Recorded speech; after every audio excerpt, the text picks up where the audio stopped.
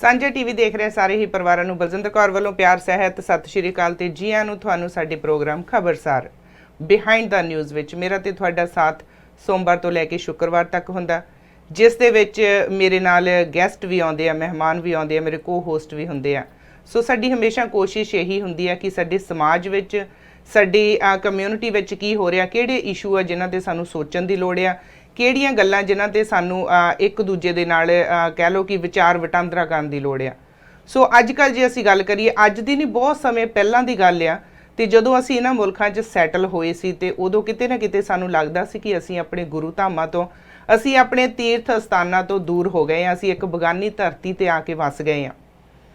ਪਰ ਇਸ ਧਰਤੀ ਤੇ ਆ ਕੇ ਸਾਡੇ ਗਦਰੀ ਬਾਬਿਆਂ ਨੇ ਸਾਨੂੰ ਉਹਨਾਂ ਗੱਲਾਂ ਤੋਂ ਵੀ ਵਾਂਝਿਆ ਨਹੀਂ ਰਹਿਣ ਦਿੱਤਾ। ਸਾਡੇ ਲਈ ਗੁਰੂ ਘਰ, ਗੁਰਦੁਆਰਾ ਸਾਹਿਬ ਸਥਾਪਿਤ ਕੀਤੇ, ਤੇ ਜਦੋਂ ਤੋਂ ਹੀ ਸਥਾਪਿਤ ਕੀਤੇ, ਜਿੰਨਾ ਚਿਰ ਤੇ ਸਾਡੇ ਉਹਨਾਂ ਗਦਰੀ ਬਾਬਿਆਂ ਦੀ, ਉਹਨਾਂ ਯੋਧਿਆਂ ਦੀ ਦੇਖ ਤੇ ਰੇਖ ਦੇ ਹੇਠ ਰਹੇ ਆ, ਤੇ ਜਿੰਨਾ ਚਿਰ ਸੂਝੀਵਾਨ ਲੋਕ, ਜਿਹੜੇ ਸੂਝਵਾਨ ਸਨ, ਜਿਹੜੇ ਧਰਮ ਦੀ ਵਾਕਿਆ ਹੀ ਚਿੰਤਾ ਕਰਦੇ ਸੀ, ਜਿੰਨਾ ਚਿਰ ਉਹਨਾਂ ਦੇ ਹੱਥਾਂ 'ਚ ਵਾਗਡੋਰ ਰਹੀ ਆ, ਤੇ ਸਾਡੇ ਧਰਮ ਦੇ ਨਾਲ ਕਿਸੇ ਨੇ ਛੇੜਛਾੜ ਵੀ ਨਹੀਂ ਕੀਤੀ, ਤੇ ਅਸੀਂ ਹਮੇਸ਼ਾ ਹੀ ਚੜ੍ਹਦੀ ਕਲਾ 'ਚ ਰਹੇ ਹਾਂ।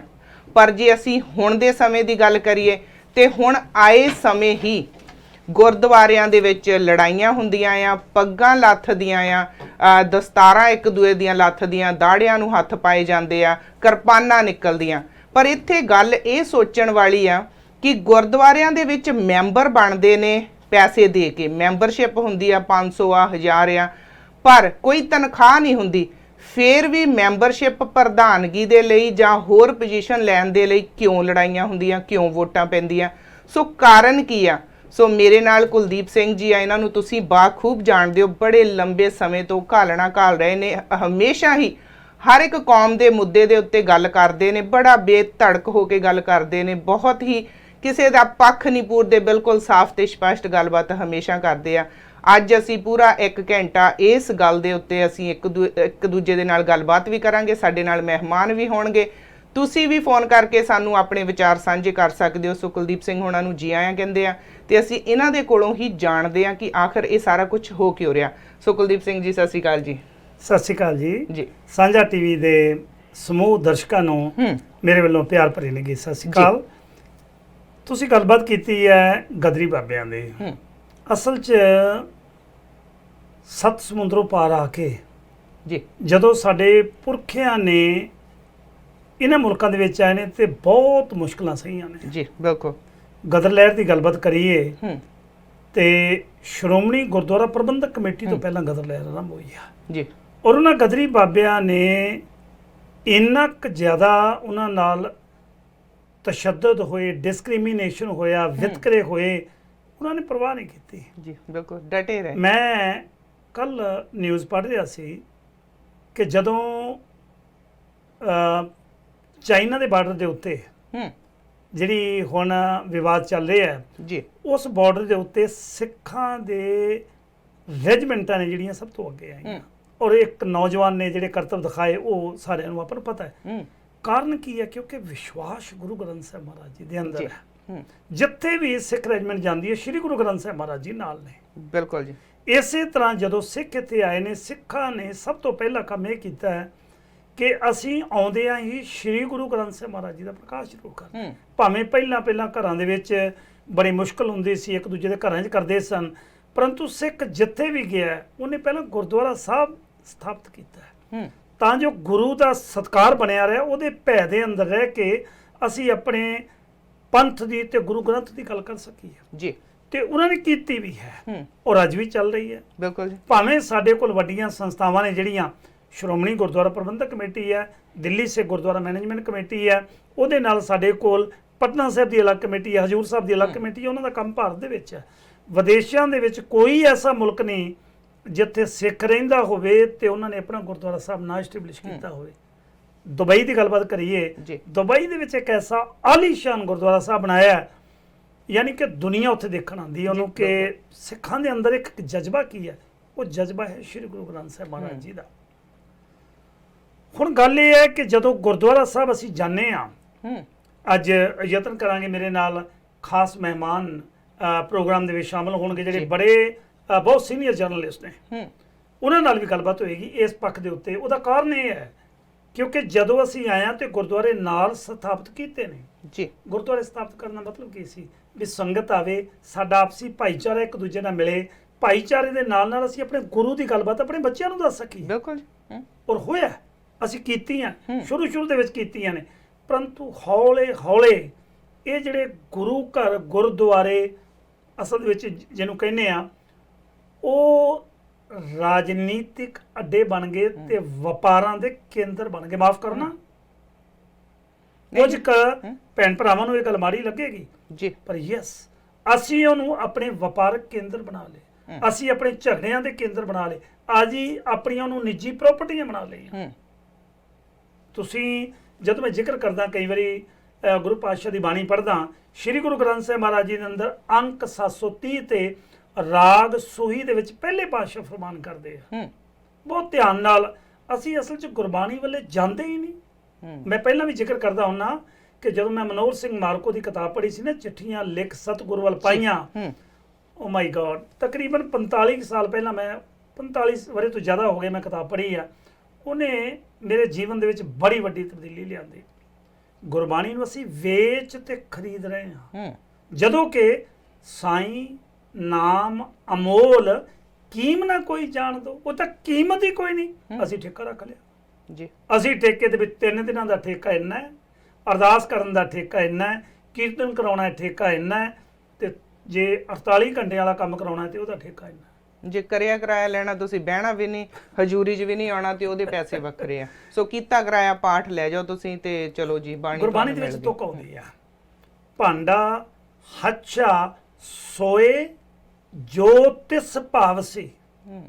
ਬਹੁਤ ਧਿਆਨ ਨਾਲ ਇੱਕ ਇੱਕ ਤੁਕ ਸੁਣਨ ਵਾਲੀ ਹੈ। ਮੈਂ ਗੁਰਬਾਣੀ ਦਾ ਪ੍ਰਮਾਣ ਇਸ ਕਰਕੇ ਦੇ ਰਿਹਾ। ਭਾਂਡਾ ਹੱਛਾ ਸੋਏ ਜੋ ਤਿਸ ਭਾਵ ਸੀ, ਭਾਂਡਾ ਅਤ ਮਲੀਨ ਧੋਤਾ ਹੱਛਾ ਨਾ ਹੋਏ ਸੀ। ਗੁਰੂ ਦੁਆਰੇ ਹੋਏ ਸੋਝੀ ਪਾਏ ਸੀ, ਏਤ ਦੁਆਰੇ ਧੋਏ ਹੱਛਾ ਹੋਏ ਸੀ। ਹੁਣ ਸਾਡਾ ਮਨ ਜਿਹੜਾ ਪਤਾ ਨਹੀਂ ਕਿੰਨੇ ਕੁ ਇਹਦੇ ਅੰਦਰ ਵਿਕਾਰ ਨੇ, ਇਹਨਾਂ ਵਿਕਾਰਾਂ ਨੂੰ ਧੋਣ ਲਈ ਅਸੀਂ ਗੁਰੂਦੁਆਰੇ ਜਾਂਦੇ ਹਾਂ ਜੀ, ਕਿ ਸਾਡਾ ਮਨ ਸ਼ੁੱਧ ਹੋਏਗਾ ਔਰ ਉਸ ਗੁਰਦੁਆਰੇ ਜਾ ਕੇ ਸਾਡੇ ਮਨ ਦੇ ਜਿਹੜੇ ਵਿਕਾਰ ਨੇ ਉਹ ਚੰਗੇ ਪਾਸੇ ਤੁਰਨਗੇ। ਪਰ ਹੋ ਕੀ ਰਿਹਾ ਜੀ, ਅਸੀਂ ਗੁਰੂ ਦੀ ਇਸ ਤੁਕ ਨੂੰ, ਪਹਿਲੇ ਪਾਤਸ਼ਾਹ ਦੀ ਬਾਣੀ ਨੂੰ ਤਾਂ ਪੜ੍ਹ ਨਹੀਂ ਰਹੇ, ਪਰ ਅਸੀਂ ਕੀ ਕਰਦੇ ਹਾਂ, ਜਿਵੇਂ ਤੁਸੀਂ ਪਹਿਲਾਂ ਸ਼ੁਰੂ ਜ਼ਿਕਰ ਕੀਤਾ ਹੈ ਕਿ ਮੈਂਬਰਸ਼ਿਪ ਦੇ ਵੀ ਪੈਸੇ ਨੇ, ਕਿਸੇ ਪ੍ਰਧਾਨ ਜਾਂ ਐਗਜ਼ੈਕਟਿਵ ਦੀ ਕੋਈ ਤਨਖਾਹ ਨਹੀਂ, ਸੇਵਾਦਾਰ ਆ ਜੀ, ਉਹ ਤਾਂ ਸੇਵਾਦਾਰ ਆ। ਹੁਣ ਕਹਿੰਦੇ ਜੀ ਪ੍ਰਧਾਨ ਨਾ ਕਿਹਾ ਕਰੋ, ਮੁੱਖ ਸੇਵਾਦਾਰ ਕਿਹਾ ਕਰੋ।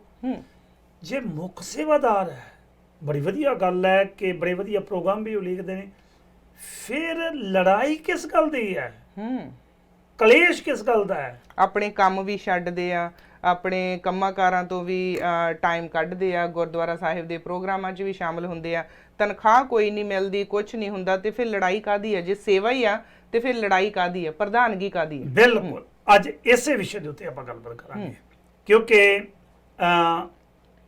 ਸਭ ਤੋਂ ਵੱਧ ਜੇ ਮੈਂ ਗੱਲ ਕਰਾਂ, ਪਿਛਲੇ ਤਕਰੀਬਨ 70 ਸਾਲ ਹੋਏ ਨੇ, ਬੜੇ ਇੱਕ ਸੀਨੀਅਰ ਜਰਨਲਿਸਟ ਮੇਰੇ ਨਾਲ ਗੱਲਬਾਤ ਕਰ ਰਹੇ ਸੀ ਜੀ, ਤੇ ਜਦੋਂ ਮੈਂ ਟਾਕ ਸ਼ੋ ਕੀਤਾ ਤੇ ਅਸੀਂ ਅੰਕੜੇ ਕੱਢੇ, ਸਿਰਫ ਤੇ ਸਿਰਫ ਟੋਰਾਂਟੋ ਤੇ ਲੋਅਰ ਮੇਨਲੈਂਡ ਦੇ BC ਦੇ, ਉਹਨਾਂ ਅੰਕੜਿਆਂ ਦੇ ਵਿੱਚ ਜਦੋਂ ਦੇਖਿਆ, ਇੱਕ ਇੱਕ ਗੱਲ ਕੱਢ ਕੇ ਇੱਕ ਇੱਕ ਗੁਰਦੁਆਰਾ ਸਾਹਿਬਾਨ ਦੀ, ਮੈਂ ਨਾਂ ਨਹੀਂ ਲਵਾਂਗਾ ਅੱਜ, ਮੈਂ ਨਾਂ ਨਹੀਂ ਲੈਣਾ, ਤੇ ਉਹਨਾਂ ਗੁਰਦੁਆਰਿਆਂ ਦੇ ਵਿੱਚ ਤਕਰੀਬਨ 10 ਮਿਲੀਅਨ ਦੇ ਲਾਗੇ ਤਾਗੇ ਡਾਲਰ ਨੇ ਜਿਹੜੇ ਸਾਡੇ ਅਦਾਲਤਾਂ 'ਚ ਬਰਬਾਦ ਹੋਏ। 10 ਮਿਲੀਅਨ ਡਾਲਰ, 10 ਮਿਲੀਅਨ ਡਾਲਰ। ਤੇ ਹੱਲੇ ਅਸੀਂ ਕਹਿੰਦੇ ਆ ਪੰਜਾਬ 'ਚ ਬੇਰੁਜ਼ਗਾਰੀ ਆ, ਤੇ ਜੇ ਉਹੀ 10 ਮਿਲੀਅਨ ਅਸੀਂ ਪੰਜਾਬ ਦੀ ਨੌਜਵਾਨ ਪੀੜ੍ਹੀ ਤੇ ਲਾਇਆ ਹੋਵੇ, ਉਹਨਾਂ ਨੂੰ ਸਿੱਖੀ ਤੇ ਜੋੜਿਆ ਹੋਵੇ, ਇਹੋ ਜਿਹਾ ਕਦਮ ਚੁੱਕੇ ਹੋਣ, ਤੇ ਸਾਡੀ ਕੌਮ ਕਿੰਨੀ ਤਰੱਕੀ ਕਰੇਗੀ। ਸਾਡੇ ਨਾਲ ਮੇਰੇ ਖਿਆਲ 'ਚ ਗੈਸਟ ਆ ਚੁੱਕੇ ਆ ਜੀ, ਇਹਨਾਂ ਨੂੰ ਜੀ ਆਇਆਂ ਕਹਿ ਲੈਂਦੇ ਆ। ਹਾਂਜੀ, ਸਵਾਗਤ ਹੈ ਜੀ ਤੁਹਾਡਾ ਸਾਂਝਾ ਟੀਵੀ ਤੇ। ਸਤਿ ਸ਼੍ਰੀ ਅਕਾਲ ਜੀ। ਹੈਲੋ, ਸਤਿ ਸ਼੍ਰੀ ਅਕਾਲ ਜੀ। ਸਰਦਾਰ ਗੁਰਦੇਵ ਸਿੰਘ ਜੀ, ਸਾਂਝਾ ਟੀਵੀ ਤੇ ਤੁਹਾਡਾ ਬਹੁਤ ਬਹੁਤ ਸਵਾਗਤ ਹੈ ਜੀ। ਹਾਂਜੀ ਕੁਲਦੀਪ ਸਿੰਘ ਜੀ, ਤੁਹਾਨੂੰ ਵੀ ਤੁਹਾਡੇ ਸਰੋਤਿਆਂ ਨੂੰ ਵੀ ਮੇਰੇ ਵੱਲੋਂ ਫਤਿਹ ਪ੍ਰਵਾਨ ਹੋਵੇ। ਵਾਹਿਗੁਰੂ ਜੀ ਕਾ ਖਾਲਸਾ, ਖਾਲਸਾ ਵਾਹਿਗੁਰੂ ਜੀ ਕੀ ਵਾਹਿਗੁਰੂ ਜੀ ਕੀ ਫਤਿਹ। ਫਤਿਹ ਜੀ। ਸਰ ਗੁਰਦੇਵ ਸਿੰਘ ਜੀ, ਮੈਂ ਤੁਹਾਡਾ ਹੀ ਜ਼ਿਕਰ ਕਰ ਰਿਹਾ ਸੀ ਹੁਣੇ, ਜੀ ਕਿਉਂਕਿ ਸਾਨੂੰ ਬੜਾ ਮਾਣ ਹੁੰਦਾ ਹੈ ਕਿ ਜਦੋਂ ਸ਼ੁਰੂ ਜਾ ਕੇ ਜਿਵੇਂ ਗੁਰਦੁਆਰਿਆਂ ਦੀ ਗੱਲਬਾਤ ਕੀਤੀ ਹੈ ਜੀ, ਇਸੇ ਤਰ੍ਹਾਂ ਸਰਦਾਰ ਗੁਰਦੇਵ ਸਿੰਘ ਸੱਧੇਵਾਲੀਆ ਉਹਨਾਂ ਸੀਨੀਅਰ ਜਰਨਲਿਸਟ ਦੇ ਵਿੱਚੋਂ ਨੇ, ਜਦੋਂ ਪਹਿਲਾਂ ਚਿੱਪ ਦੇ ਰੇਡੀਓ ਹੁੰਦੇ ਸੀ, AM FM ਨਹੀਂ ਸੀ ਆਇਆ ਜੀ। ਉਹਨਾਂ ਦਿਨਾਂ ਦੇ ਵਿੱਚ ਲੋਅਰ ਮੇਨਲੈਂਡ ਤੋਂ ਬਕਾਇਦਾ ਇੱਕ ਪ੍ਰੋਗਰਾਮ ਕਰਦੇ ਸਨ, ਤੇ ਮੈਂ ਇਹਨਾਂ ਨਾਲ ਹੀ ਅਜੇ ਕੁਝ ਕੁ ਵਰੇ ਹੋਏ ਨੇ, 8 ਕੁ ਵਰੇ ਪਹਿਲਾਂ, 6 ਜਾਂ 8 ਵਰੇ ਪਹਿਲਾਂ ਹੋਏ ਨੇ, ਜਦੋਂ ਅਸੀਂ ਵਿਸ਼ਲੇਸ਼ਣ ਕਰ ਰਹੇ ਸੀ ਕਿ ਸਾਡੇ ਗੁਰਦੁਆਰਿਆਂ ਦੀ ਸਥਿਤੀ ਕਿਹੋ ਜਿਹੀ ਹੈ, ਸਾਡੇ ਗੁਰਦੁਆਰਿਆਂ ਦੇ ਅੰਦਰ ਇੰਨਾ ਪੈਸਾ ਕਿਉਂ ਬਰਬਾਦ ਹੋ ਰਿਹਾ। ਤੇ ਅੱਜ ਮੈਂ ਕਹਿੰਦਾ ਬੜੀ ਵੱਡੀ ਗੱਲ ਹੈ ਕਿ ਮੇਰੇ ਨਾਲ ਅੱਜ ਦੇ ਇਸ ਪ੍ਰੋਗਰਾਮ ਦੇ ਵਿੱਚ ਸਰਦਾਰ ਗੁਰਦੇਵ ਸਿੰਘ ਸੱਧੇਵਾਲੀਆ ਨਾਲ ਨੇ। ਸੱਧੇਵਾਲੀਆ ਸਾਹਿਬ, ਮੈਂ ਥੋੜਾ ਜਿਹਾ ਜਾਣਨਾ ਚਾਹੁੰਦਾ ਕਿ ਗੁਰਦੁਆਰਿਆਂ ਦਾ ਜਿਹੜਾ ਸਾਡਾ ਸਿਸਟਮ ਹੈ, ਗੁਰਦੁਆਰਿਆਂ ਦੇ ਵਿੱਚ ਤਾਂ ਅਧਿਆਤਮਕ ਤੌਰ ਤੇ ਸਾਨੂੰ ਵੱਧ ਤੋਂ ਵੱਧ ਜਾਗਰੂਕਤਾ ਮਿਲਣੀ ਸੀ, ਅਧਿਆਤਮਕ ਤੌਰ ਤੇ ਅਸੀਂ ਅਵੇਅਰ ਹੋਣਾ ਸੀ, ਅਸੀਂ ਜਾਗਰੂਕ ਹੋਣਾ ਸੀ, ਪਰੰਤੂ ਗੁਰਦੁਆਰਿਆਂ ਦੇ ਵਿੱਚ ਹੀ ਅਸੀਂ ਜਾਗਰੂਕਤਾ ਦੀ ਬਜਾਏ ਅਸੀਂ ਉਹ ਸਾਰੇ ਦੀ ਸਾਰੀ ਗੋਲਕ, ਜਿਹਨੂੰ ਕਹਿੰਦੇ ਨੇ ਵੀ ਉਹ ਜਿਹੜੀ ਗੋਲਕ ਸਾਹਮਣੇ ਪਈ ਹੈ, ਕਿਉਂਕਿ ਸਿੱਖ ਜਾਂਦੇ ਹੀ ਪਹਿਲਾਂ ਗੋਲਕ ਨੂੰ ਮੱਥਾ ਟੇਕਦਾ, ਗੁਰੂ ਗ੍ਰੰਥ ਸਾਹਿਬ ਤਾਂ 10 ਫੁੱਟ ਦੂਰੀ ਤੇ ਰੱਖੇ ਹੁੰਦੇ ਆ, ਉਹ ਸਾਰੀ ਦੀ ਸਾਰੀ ਗੋਲਕ ਬਹੁਤੇ ਥਾਵਾਂ ਦੇ ਉੱਤੇ ਅਦਾਲਤਾਂ ਦੇ ਵਿੱਚ ਜਾਂਦੀ ਹੈ, ਕੋਰਟਸ ਦੇ ਵਿੱਚ ਜਾਂਦੀ ਹੈ। ਇਹਦੇ ਬਾਰੇ ਤੁਹਾਡਾ ਤਜਰਬਾ ਕੀ ਕਹਿੰਦਾ? ਤੁਹਾਡੇ ਉੱਥੇ ਓਨਟਾਰੀਓ ਟੋਰਾਂਟੋ ਦੇ ਵਿੱਚ ਕਿਹੋ ਜਿਹੇ ਹਾਲਾਤ ਨੇ ਜੀ? ਵੈਸੇ ਤੇ ਆਪਣੇ ਕੁਲਦੀਪ ਸਿੰਘ ਜੀ ਵਰਲਡ ਵਾਈਡ ਹੀ ਇਹੋ ਹਾਲ ਆ ਜੀ, ਤੇ ਪਰ ਗੋਲਕ ਦਾ ਹੋਣਾ ਵੀ ਜ਼ਰੂਰੀ ਆ ਜੀ। ਬਿਲਕੁਲ ਗੋਲਕ ਲੋੜ ਆ ਗੁਰਦੁਆਰੇ ਨੂੰ ਰਨ ਕਰਨ ਵਾਸਤੇ, ਸੰਸਥਾ ਨੂੰ ਰਨ ਕਰਨ ਵਾਸਤੇ, ਕੋਈ ਵੀ ਆਪਾਂ ਸਟੱਡੀ ਸੰਸਥਾ ਚਲਾਉਨੇ ਉਹਨੂੰ ਰਨ ਕਰਨ ਵਾਸਤੇ ਗੋਲਕ ਤੇ ਚਾਹੀਦੀ ਹੋਈ ਆ ਜੀ। ਤੇ ਪਰ ਸਵਾਲ ਸਿਰਫ ਇਹ ਹੈ ਵੀ ਗੋਲਕ ਨੂੰ ਆਪਾਂ ਵਰਤਦੇ ਕਿਵੇਂ ਆ ਜੀ। ਤੇ ਉਸ ਤੋਂ ਪਹਿਲਾਂ ਕਿ ਮੈਂ ਗੱਲ ਸ਼ੁਰੂ ਕਰਾਂ, ਇੱਕ ਛੋਟਾ ਜਿਹਾ ਕੁਐਸਚਨ ਮੰਨ ਲਓ ਮੈਂ ਫੋਰ ਐਗਜ਼ਾਮਪਲ ਤੁਹਾਨੂੰ ਕਰਦਾ ਆ। ਜਿੱਦਾਂ ਤੁਸੀਂ ਘਰ ਬਣਾਇਆ ਜੀ, ਘਰ ਬਣਾ ਕੇ ਤੁਸੀਂ ਉਹਨੂੰ ਜਿੰਦਰੇ ਮਾਰ ਦਿੱਤੇ ਤੇ ਮੁੜ ਕੇ ਉਸ ਘਰ ਦੇ ਵਿੱਚ ਵੜੇ ਨਹੀਂ, ਤੇ ਜੇ ਗਏ ਵੀ ਕਿਤੇ ਤੇ ਮਹੀਨੇ ਖੰਡ ਬਾਅਦ ਜਾ ਕੇ ਤੇ ਇੱਕ ਵਾਰ ਦਰਵਾਜ਼ਾ ਖੋਲ ਕੇ ਦੇਖ ਆਏ ਜੀ। ਅੱਛਾ, ਤੁਸੀਂ ਮੈਨੂੰ ਦੱਸੋ ਵੀ ਉਹ ਘਰ ਕਿੰਨਾ ਚਿਰ ਰਹਿ ਜਾਊਗਾ? ਸੋ ਇਹਦੇ ਵਿੱਚ ਜਿਹੜੀ ਤੁਸੀਂ ਉੱਪਰ ਪਹਿਲਾਂ ਜ਼ਿਕਰ ਕਰ ਰਹੇ ਸੀ ਵੀ ਗੁਰਦੁਆਰੇ ਦਾ ਜਿਹੜਾ ਪੈਸਾ ਆ ਉਹ ਕੋਰਟਾਂ ਕਚਹਿਰੀਆਂ ਦੇ ਵਿੱਚ ਜਾ ਰਿਹਾ, ਇਹਦੇ ਵਿੱਚ ਕੋਈ ਸ਼ੱਕ ਨਹੀਂ ਆ ਜੀ ਜੀ। ਪਰ ਉਹਦੇ ਵਾਸਤੇ ਅਸੀਂ ਤੁਸੀਂ ਆਮ ਲੋਕ ਸਾਰੇ ਇਹ ਵੀ ਜ਼ਿੰਮੇਵਾਰ ਨੇ ਜੀ। ਉਹ ਜ਼ਿੰਮੇਵਾਰ ਇਦਾਂ ਹੁੰਦੇ ਆ ਕਿ ਆਪਾਂ ਗੁਰਦੁਆਰੇ ਜਾਂਦੇ ਆ ਜੀ, ਸਾਨੂੰ ਪਤਾ ਹੁੰਦਾ ਵਾ ਵੀ ਇੱਥੇ ਆ ਕੁਝ ਹੋ ਰਿਹਾ ਵਾ, ਅਖਬਾਰਾਂ ਦੇ ਵਿੱਚ ਵੀ ਰੌਲਾ ਪੈਂਦਾ ਵਾ, ਤੁਹਾਡੇ ਵਰਗੇ ਬੰਦੇ ਵੀ ਜਿਹੜੇ ਸਿਰਦ ਨੇ ਸੋਝੀ ਰੱਖਦੇ ਆ ਉਹ ਵੀ ਰੌਲਾ ਪਾਉਂਦੇ ਆ ਕਿ ਭਾਈ ਇੱਥੇ ਆ ਧਾਂਦਲੀਆਂ ਹੋ ਰਹੀਆਂ ਵਾ, ਗੁਰਦੁਆਰੇ ਦਾ ਪੈਸਾ ਜਿਹੜਾ ਵਾ ਨਜਾਇਜ਼ ਜਿਹੜਾ ਕੋਰਟਾਂ ਦੇ ਵਿੱਚ ਜਾ ਰਿਹਾ ਜੀ। ਤੇ ਪਰ ਇਹ ਆ ਵੀ ਐਂ ਕਹਿ ਲਓ ਵੀ ਲੋਕਾਂ ਦੇ ਕੰਮ ਤੇ ਜੂਮ ਨਹੀਂ ਸਰਕਦੀ। ਪਰ ਜਦੋਂ ਤੁਸੀਂ ਲੋਕਾਂ ਦੇ ਨਜ਼ਰੀਏ ਤੋਂ ਦੇਖਦੇ ਆ, ਲੋਕ ਵੀ ਵਿਚਾਰੇ ਬੇਵਸ ਨੇ, ਉਹ ਆਪਣੀਆਂ ਘਰਾਂ ਦੀਆਂ ਪ੍ਰੋਬਲਮਾਂ ਦੇ ਵਿੱਚ ਮੌਰਗੇਜ, ਬਿੱਲ, ਬੱਤੀਆਂ, ਨਿਆਣੇ, ਰਿਸ਼ਤੇਦਾਰ, ਹੋਰ ਕਈ ਝੰਜਟ ਨੇ ਉਹਨਾਂ ਨੂੰ। ਹਾਂਜੀ, ਹੈਂਡ ਟੂ ਮਾਊਥ ਇੱਥੋਂ ਦਾ ਸਿਸਟਮ ਹੈ ਜਿਹੜਾ ਆਮ ਲੋਕ ਜਿਹੜੇ ਜਨਰਲ ਗੱਲ ਕਰ ਰਹੇ ਆ ਜੀ ਜੀ। ਉਹ ਬੰਦਾ ਕਹਿੰਦਾ ਯਾਰ ਮੈਂ ਕਿਉਂ ਪੰਗਾ ਲਵਾਂ ਜਾ ਕੇ। ਹਾਂਜੀ, ਤੁਸੀਂ ਮੈਂ ਵੀ ਪੰਗੇ ਲੈ ਕੇ ਦੇਖ ਲਏ, ਤੁਸੀਂ ਵੀ ਦੇਖਿਆ ਹੀ ਆ। ਤੇ ਉਹਦਾ ਹੱਲ ਤੇ ਕੋਈ ਨਿਕਲਿਆ ਨਹੀਂ। ਉਹਦਾ ਹੱਲ ਇਹ ਆ ਕਿ ਅਸੀਂ ਇਹ ਵੀ ਨਹੀਂ ਆਪਾਂ ਕਹਿ ਸਕਦੇ ਵੀ ਗੁਰਦੁਆਰੇ ਪੈਸਾ ਨਾ ਚੜਾਓ ਜੀ। ਜੇ ਆਪਾਂ ਗੁਰਦੁਆਰੇ ਦੇ ਵਿੱਚ, ਕਿਉਂਕਿ ਗੁਰਦੁਆਰਾ ਜਿਹੜਾ ਆ, ਇਹ ਗੱਲ ਇੱਕ ਯਾਦ ਰੱਖਣੀ ਚਾਹੀਦੀ ਕਿ ਪਹਿਲੀ ਲੋੜ ਹੈ ਸਿੱਖ ਦੀ। ਜੀ ਬਿਲਕੁਲ। ਤੁਸੀਂ ਤੇ ਚਲੋ ਤੁਸੀਂ ਵੀ ਜਾਣਦੇ ਇਤਿਹਾਸ ਬਾਰੇ ਵੀ ਜਦੋਂ ਵੀ ਸਿੱਖ ਜਿੱਥੇ ਵੀ 5-7 ਪਰਿਵਾਰ ਫੈਮਲੀਆਂ ਗਈਆਂ ਨੇ, ਉਹਨਾਂ ਨੇ ਆਪਣੀਆਂ ਮੁੱਢਲੀਆਂ ਲੋੜਾਂ ਤੋਂ ਬਾਅਦ ਹਾਂਜੀ ਜਿਹੜੀ ਸਭ ਤੋਂ ਪਹਿਲੀ ਗੱਲ ਸੋਚੀ ਆ ਉਹ ਆਪਣਾ ਗੁਰੂ ਘਰ ਆਪਣੇ ਬਣਾਉਣ ਵਾਸਤੇ, ਜਿੱਥੇ ਉਹ ਬੈਠ ਕੇ ਆਪਣਾ 2-4 ਮਿੰਟ 5-10 ਜਿੰਨੇ ਵੀ ਟਾਈਮ ਉਹਨਾਂ ਕੋਲ ਨਿਕਲਦਾ ਵਾ ਉਹ ਇਕੱਠੇ ਹੋ ਸਕਣ, ਗੁਰਬਾਣੀ ਸੁਣ ਸਕਣ, ਸ਼ਬਦ ਕੀਰਤਨ ਜੋ ਵੀ। ਜੀ ਜੀ।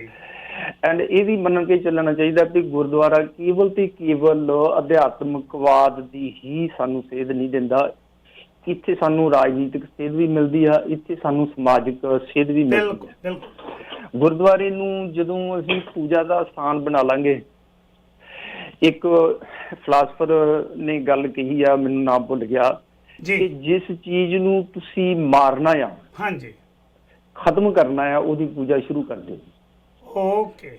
ਮੰਨ ਲਓ ਤੁਸੀਂ ਗੁਰੂ ਨਾਨਕ ਸਾਹਿਬ ਦੇ ਫਲਸਫੇ ਨੂੰ ਖਤਮ ਕਰਨਾ ਹੈ ਜੀ, ਉਹਦੀ ਪੂਜਾ ਸ਼ੁਰੂ ਕਰ ਦਿਓ। ਓਕੇ। ਉਹ ਆਟੋਮੈਟਿਕਲੀ ਆਪਣੇ ਆਪ ਹੀ ਖਤਮ ਹੋ ਜਾਊ। ਐਂ ਹੀ ਤੁਸੀਂ ਕਿਸੇ ਰਹਿਬਰ ਨੂੰ ਜੇ ਉਹਨੂੰ ਖਤਮ ਕਰਨਾ ਆ, ਉਹਨੂੰ ਮਾਰਨ ਦੀ ਲੋੜ ਨਹੀਂ ਆ, ਉਹਦਾ ਬੁੱਤ ਬਣਾ ਕੇ ਉਹਦੀ ਮੂਰਤੀ ਬਣਾ ਕੇ ਪੂਜਾ ਕਰਨੀ ਸ਼ੁਰੂ ਕਰ। ਬਿਲਕੁਲ। ਗੁਰਦੁਆਰਾ ਇੱਕ ਸਕੂਲ ਹੈ ਜਿੱਥੇ ਅਸੀਂ ਆਪਣੇ ਜੀਵਨ ਦੀ ਮੁੱਢਲੀ ਸਿੱਖਿਆ ਲੈਣੀ ਹੈ ਜੀ, ਐਂਡ ਇਹ ਲੋੜ ਆ, ਇਹ ਜ਼ਰੂਰੀ ਹੈ। ਹਾਂਜੀ, ਐ ਨਹੀਂ ਕਹਿ ਸਕਦੇ ਆਪਾਂ ਵੀ ਗੁਰਦੁਆਰਾ ਹੋਣਾ ਹੀ ਨਹੀਂ ਚਾਹੀਦਾ ਜੀ, ਇਹ ਬੰਦ ਹੋਣੇ ਚਾਹੀਦੇ ਆ, ਕਿਉਂਕਿ ਗੁਰਦੁਆਰੇ ਦੀ ਲੋੜ ਹੈ ਸਾਨੂੰ ਜੀ। ਜੇ ਹੁਣ ਸਾਡਾ ਨਿਆਣਾ ਕੋਈ ਵਿਗੜ ਜਾਂਦਾ, ਬੱਚਾ ਵਿਗੜ ਜਾਂਦਾ, ਇਹ ਨਹੀਂ ਆਪਾਂ ਕਹਿ ਸਕਦੇ ਇਹਨੂੰ ਮਾਰ ਦਿਓ ਜਾਂ ਘਰੋਂ ਕੱਢ ਦਿਓ। ਆਪਾਂ ਉਹਦੇ ਸੁਧਾਰ ਵਾਸਤੇ ਕੋਸ਼ਿਸ਼ ਕਰਦੇ ਹਾਂ ਜੀ।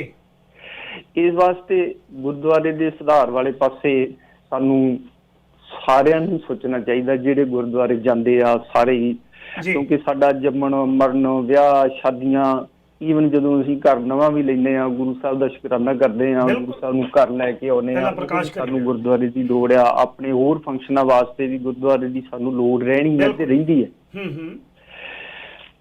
ਬਾਕੀ ਜਿਹੜੀ ਤੁਸੀਂ ਗੱਲ ਕੀਤੀ ਆ ਸਰਮਾਏ ਦੀ, ਪੈਸੇ ਦੀ, ਹਾਂਜੀ, ਮੇਨ ਮਕਸਦ ਅੱਜ ਗੱਲ ਕਰਨ ਦਾ ਸਰਦਾਰ ਗੁਰਦੇਵ ਸਿੰਘ ਜੀ ਇਹੀ ਹੈ ਕਿ ਗੁਰਦੁਆਰਿਆਂ ਦੀ ਦੁਰਵਰਤੋਂ ਹੋ ਰਹੀ ਹੈ। ਜਿੱਥੇ ਸ਼ਬਦ ਦਾ ਪ੍ਰਚਾਰ ਹੋਣਾ ਸੀ, ਗੁਰੂ ਦੇ ਉਪਦੇਸ਼ ਦੀ ਗੱਲਬਾਤ ਹੋਣੀ ਸੀ, ਉੱਥੇ ਉਪਦੇਸ਼ ਦੀ ਥਾਂ ਦੇ ਉੱਤੇ ਆਪਸੀ ਨਿੱਜੀ ਕਿਹੜਾ, ਇੱਕ ਦੂਜੇ ਨੂੰ ਅਦਾਲਤਾਂ ਦੇ ਵਿੱਚ ਖਿੱਚਣਾ, ਪ੍ਰਧਾਨਗੀ ਦੀ ਚੌਧਰ ਦੇ ਲਈ ਸੈਂਕੜੇ ਨਹੀਂ ਹਜ਼ਾਰਾਂ ਨਹੀਂ ਲੱਖਾਂ ਡਾਲਰ ਅਦਾਲਤਾਂ ਦੇ ਵਿੱਚ ਬਰਬਾਦ ਕਰਨਾ, ਇਹ ਬੜਾ ਵੱਡਾ ਦੁਖਾਂਤ ਹੈ। ਇਸ ਦੇ ਉੱਤੇ ਅੱਜ ਆਪਾਂ ਗੱਲਬਾਤ ਕਰ ਰਹੇ ਹਾਂ। ਮੈਂ ਇਸੇ ਗੱਲ ਵਾਲੀ, ਹਾਂਜੀ ਜੀ, ਇਹਦੇ ਉੱਤੇ ਤੁਹਾਡਾ ਕੀ ਪ੍ਰਤੀਕਰਮ ਹੈ? ਤੁਸੀਂ ਕੀ ਸੋਚਦੇ ਹੋ? ਤੁਹਾਡੇ ਜ਼ਿੰਦਗੀ ਦੇ ਬੜੇ ਤਜਰਬੇ ਨੇ, ਤੁਸੀਂ ਚਾਰੇ ਪਾਸੇ ਵਿਚਰਦੇ ਹੋ, ਦੇਖਦੇ ਹੋ ਦੁਨੀਆ ਭਰ ਦੇ ਵਿੱਚ ਜਾ ਕੇ। ਇਸ ਦੇ ਉੱਤੇ ਮੈਂ ਚਾਹੁੰਦਾ ਕਿ ਇਹਦੇ ਬਾਰੇ ਸੰਗਤ ਕਿਵੇਂ ਅਵੇਅਰ ਹੋਵੇ ਕਿ ਜਿਹੜੇ ਗੁਰਦੁਆਰੇ ਦੇ ਪ੍ਰਬੰਧਕ ਨੇ, ਉਹਨਾਂ ਦਾ ਫਰਜ਼ ਤਾਂ ਇਹ ਬਣਦਾ ਸੀ ਕਿ ਸ਼ਬਦ ਗੁਰੂ ਦੇ ਸਿਧਾਂਤ ਨੂੰ ਵੱਧ ਤੋਂ ਵੱਧ ਪ੍ਰਚਾਰਦੇ, ਉਹਨੂੰ ਵੱਧ ਤੋਂ ਵੱਧ ਉਹਦੀ ਗੱਲਬਾਤ ਕਰਦੇ, ਤਾਂ ਜੋ ਸੰਗਤਾਂ ਨੂੰ ਇਹਦੇ ਬਾਰੇ ਜਾਗਰੂਕਤਾ ਹੁੰਦੀ। ਉਹ ਜਾਗਰੂਕ ਹੋਣ ਦੀ ਬਜਾਏ ਇੱਕ ਦੂਜੇ ਦੀਆਂ ਪੱਗਾਂ ਵੀ ਲਾ ਰਹੇ ਨੇ, ਇੱਕ ਦੂਜੇ ਨੂੰ ਕਿਰਪਾਨਾਂ ਵੀ ਮਾਰ ਰਹੇ ਨੇ, ਇੱਕ ਦੂਜੇ ਨੂੰ ਅਦਾਲਤਾਂ 'ਚ ਵੀ ਲਿਜਾ ਰਹੇ ਨੇ। ਹੁਣੇ ਰੀਸੈਂਟਲੀ ਤੁਹਾਡੇ ਸਾਹਮਣੇ ਹੋਇਆ ਕੈਲੀਫੋਰਨੀਆ ਦੇ ਵਿੱਚ, ਸਾਰੇ ਪਾਸੇ ਚੱਲ ਰਹੇ ਆ। ਦੇਖੋ ਜੀ, ਆਪਣੇ ਕੁਲਦੀਪ ਸਿੰਘ ਜੀ, ਮੇਰੀ ਨਾ ਆਵਾਜ਼ ਵਾਪਸ ਆਉਣ ਲੱਗ ਗਈ। ਤੁਹਾਡੇ ਇੱਧਰ ਕੋਈ ਸਿਸਟਮ ਦੇ ਵਿੱਚ ਤਾਂ ਨਹੀਂ ਪ੍ਰੋਬਲਮ? ਨਹੀਂ, ਕੋਈ ਠੀਕ ਹੈ ਜੀ, ਬਿਲਕੁਲ ਕੋਈ ਗੱਲ ਨਹੀਂ, ਤੁਸੀਂ ਕਰੋ ਗੱਲ। ਹਾਂਜੀ, ਨਹੀਂ, ਮੇਰੀ ਵਾਪਸ ਆਵਾਜ਼ ਜਦੋਂ ਆਉਂਦੀ ਨਾ, ਮੈਨੂੰ ਬਾਦਰ ਕਰ ਦੀਜੇ। ਓਕੇ, ਕੋਈ ਗੱਲ ਨਹੀਂ, ਹਾਂਜੀ ਕਰੋ ਗੱਲ। ਹੋਲਡ ਤੇ ਪਾ ਕੇ ਦੁਬਾਰਾ ਕਰ ਸਕਦੇ ਆ? ਹਾਂਜੀ, ਤੁਹਾਨੂੰ ਹਾਂਜੀ, ਮੈਨੂੰ ਲੱਗਦਾ ਦੁਬਾਰਾ ਕਰਿਓ, ਨਹੀਂ ਤੇ ਓਕੇ, ਦੁਬਾਰਾ ਪਾ ਕੇ ਹੋਲਡ ਦੇ ਉੱਤੇ ਦੁਬਾਰਾ ਕਾਲ ਕਰਿਓ ਜੀ। ਹਾਂਜੀ, ਅੱਜ ਦੀ ਇਸ ਵਿਸ਼ੇਸ਼ ਗੱਲਬਾਤ ਦੇ ਵਿੱਚ ਮਕਸਦ ਬੀਬਾ ਬਲਜਿੰਦਰ ਕੌਰ ਜੀ ਇਹੀ ਹੈ, ਕਿਉਂਕਿ ਪਿਛਲੇ ਦਿਨਾਂ ਦੇ ਵਿੱਚ ਤੁਹਾਨੂੰ ਚੇਤੇ ਹੋਣਾ ਹੈ ਕੈਲੀਫੋਰਨੀਆ ਦੇ ਵਿੱਚ ਬੜਾ ਵਿਵਾਦ ਹੋਇਆ ਜੀ। ਹੁਣ as a media the duty ਕੀ ਹੈ? ਮੀਡੀਆ ਨੂੰ ਕੋਈ ਖਬਰ ਬਣਾਉਣੀ ਨਹੀਂ ਹੁੰਦੀ। ਆ ਸ਼ੀਸ਼ਾ ਪਿਆ, ਸ਼ੀਸ਼ੇ ਦੇ ਵਿੱਚ ਜੋ ਕਾਲ ਜੀ ਸਾਨੂੰ ਫੇਰ ਆ ਰਹੀ ਹੈ। ਹਾਂਜੀ, ਲਓ ਜੀ। ਹਾਂਜੀ, ਗੁਰਦੇਵ ਸਿੰਘ ਜੀ। ਹਾਂਜੀ ਵੀਰ ਜੀ, ਹੁਣ ਠੀਕ ਹੈ ਜੀ। ਉਹ ਆਵਾਜ਼ ਨਾ ਵਾਪਸ ਮੈਨੂੰ ਜਦੋਂ ਆਉਂਦੀ ਸੀ ਬਹੁਤ ਕੋਈ ਨਹੀਂ। ਹਾਂਜੀ, ਉਹਨੂੰ ਜਾਰੀ ਰੱਖੋ। ਮੈਂ ਇਹ ਗੱਲ ਕਰ ਰਿਹਾ ਸੀ ਕਿ ਜਿਹੜਾ ਮੀਡੀਆ ਹੈ, ਉਹਨੇ ਤਾਂ ਸ਼ੀਸ਼ਾ ਦਿਖਾਣਾ ਹੈ, ਜਿਹੜੀ ਚੀਜ਼ ਸਾਹਮਣੇ ਹੋ ਰਹੀ ਹੈ ਉਹਦੇ ਬਾਰੇ ਤੁਹਾਨੂੰ ਸੁਚੇਤ ਕਰਨਾ ਹੈ। ਤੇ ਪਿਛਲੇ ਦਿਨਾਂ ਦੇ ਵਿੱਚ ਮੈਨੂੰ ਯਾਦ ਹੈ ਸਾਡੇ ਮੀਡੀਆ ਦੇ ਹੀ ਨੇ ਸਰਦਾਰ ਬੂਟਾ ਸਿੰਘ ਵਾਸੀ ਹੈ ਸ਼ਾਇਦ ਉਹਨਾਂ ਦਾ ਨਾਮ, ਸਾਂਝੀ ਸੋਚ ਅਖਬਾਰ ਦੇ ਮੁੱਖ ਸੰਪਾਦਕ ਨੇ। ਜਦੋਂ ਉਹ ਗੁਰਦੁਆਰਾ ਸਾਹਿਬ ਗਏ ਤੇ ਗੁਰਦੁਆਰਾ ਸਾਹਿਬ ਨੂੰ ਢਾਲਿਆ, ਉੱਥੇ ਲੜਾਈ ਹੋ ਗਈ, ਝਗੜਾ ਹੋਇਆ। ਯਾਨੀ ਕਿ ਗੁਰਦੁਆਰਿਆਂ ਦੇ ਵਿੱਚ ਜਿੱਥੇ ਸਾਂਝੀਵਾਲਤਾ ਦੀ, ਜਿੱਥੇ ਪਿਆਰ ਦੀ ਗੱਲ, ਜਿੱਥੇ ਇਹ ਗੱਲ ਹੋਣੀ ਸੀ ਨਾ ਕੋ ਬੈਰੀ ਨਹੀਂ ਬੇਗਾਨਾ ਸਗਲ ਸੰਗ ਹਮ ਕੋ ਬਨਿਆਈ, ਉੱਥੇ ਇੱਕ ਦੂਜੇ ਦੀਆਂ ਪੱਗਾਂ ਲਾਉਣ ਲੱਗ ਪਏ। ਇਹਦੇ ਉੱਤੇ ਮੈਂ ਚਾਹੁੰਦਾ ਕਿ ਥੋੜਾ ਜਿਹਾ ਜ਼ਰੂਰ ਤੁਸੀਂ ਦੱਸੋ, ਤੁਹਾਡਾ ਤਜਰਬਾ ਜ਼ਿੰਦਗੀ ਦਾ ਕੀ ਕਹਿੰਦਾ ਹੈ ਜੀ? ਤਜਰਬਾ ਤੇ ਤੁਸੀਂ ਹੁਣ ਮੀਡੀਆ ਨੂੰ ਵਿੱਚ ਲੈ ਆਂਦਾ ਵਾ ਜੀ। ਹੁਣ ਮੈਂ ਮੀਡੀਆ ਦੀ ਗੱਲ ਕਰ ਦਿੱਤੀ ਤੇ ਫਿਰ ਕੰਮ ਕਹਾਣੀ ਦੂਜੇ ਪਾਸੇ ਚਲ ਜਾਣੀ ਹੈ, ਪਰ ਇੱਧਰ ਮੈਂ ਨਾ ਜਾਵਾਂ। ਅੱਛਾ ਜੀ। ਮੀਡੀਆ ਵੀ ਜਦੋਂ ਗੁਰਦੁਆਰੇ ਦੇ ਵਿੱਚ ਪੱਗੋ ਹੱਥੀ ਹੁੰਦੇ ਆ ਨਾ, ਸਿੱਖ ਜਾਂ ਲੜਾਈ ਹੁੰਦੀ ਆ, ਇਹਨਾਂ ਵਾਸਤੇ ਵਿਆਹ ਵਾਲਾ ਦਿਨ ਹੁੰਦਾ ਉਹ ਜੀ। ਤੇ ਇਹ ਮਾਈਕ ਦੇ ਉੱਤੇ ਬੁੜਕ ਕੇ ਤੇ ਉਹ ਦੇਖੋ ਜੀ ਪੱਗਾਂ ਲੱਥ ਗਈਆਂ ਜੀ, ਆ ਹੋ ਗਈਆਂ ਜੀ, ਕਿਰਪਾਨਾਂ ਚੱਲ ਗਈਆਂ, ਜਿੱਦਾਂ ਤੁਹਾਡਾ ਉਹ ਹਿੰਦੁਸਤਾਨ ਵਾਲਾ ਵੀਡੀਓ ਕਰਦਾ ਵਾ। ਬਿਲਕੁਲ। ਪਰ ਇਹਦੇ ਬਾਵਜੂਦ ਵੀ ਜਦੋਂ ਇਹਨਾਂ ਨੇ ਐਡਸ ਵਗੈਰਾ ਲੈਣੀਆਂ ਹੁੰਦੀਆਂ, ਜਦੋਂ ਇਹਨਾਂ ਨੇ ਫੰਕਸ਼ਨ ਪ੍ਰਮੋਟ ਕਰਨੇ ਹੁੰਦੇ ਆ, ਫਿਰ ਉਹਨਾਂ ਦੀਆਂ ਮੂਰਤੀਆਂ ਲਾ ਕੇ ਬੈਠੇ ਹੁੰਦੇ ਆ। ਚਲੋ ਇਹ ਨਹੀਂ ਠੀਕ ਹੈ ਜੀ, ਆਪਾਂ ਗੁਰਦੁਆਰੇ ਵੱਲ ਹੀ ਚੱਲੀਏ, ਗੁਰਦੁਆਰੇ ਦੀ ਪ੍ਰਬੰਧਕ ਸਿਸਟਮ ਵੱਲੇ। ਜਾਂ ਇੱਕ ਪਾਸਾ ਹੀ ਲਈਏ ਮੁੜ ਕੇ ਦੋਨੇ ਧਿਰਾਂ ਮਗਰ ਪੈਣਗੀਆਂ। ਐਨੀ ਹੋ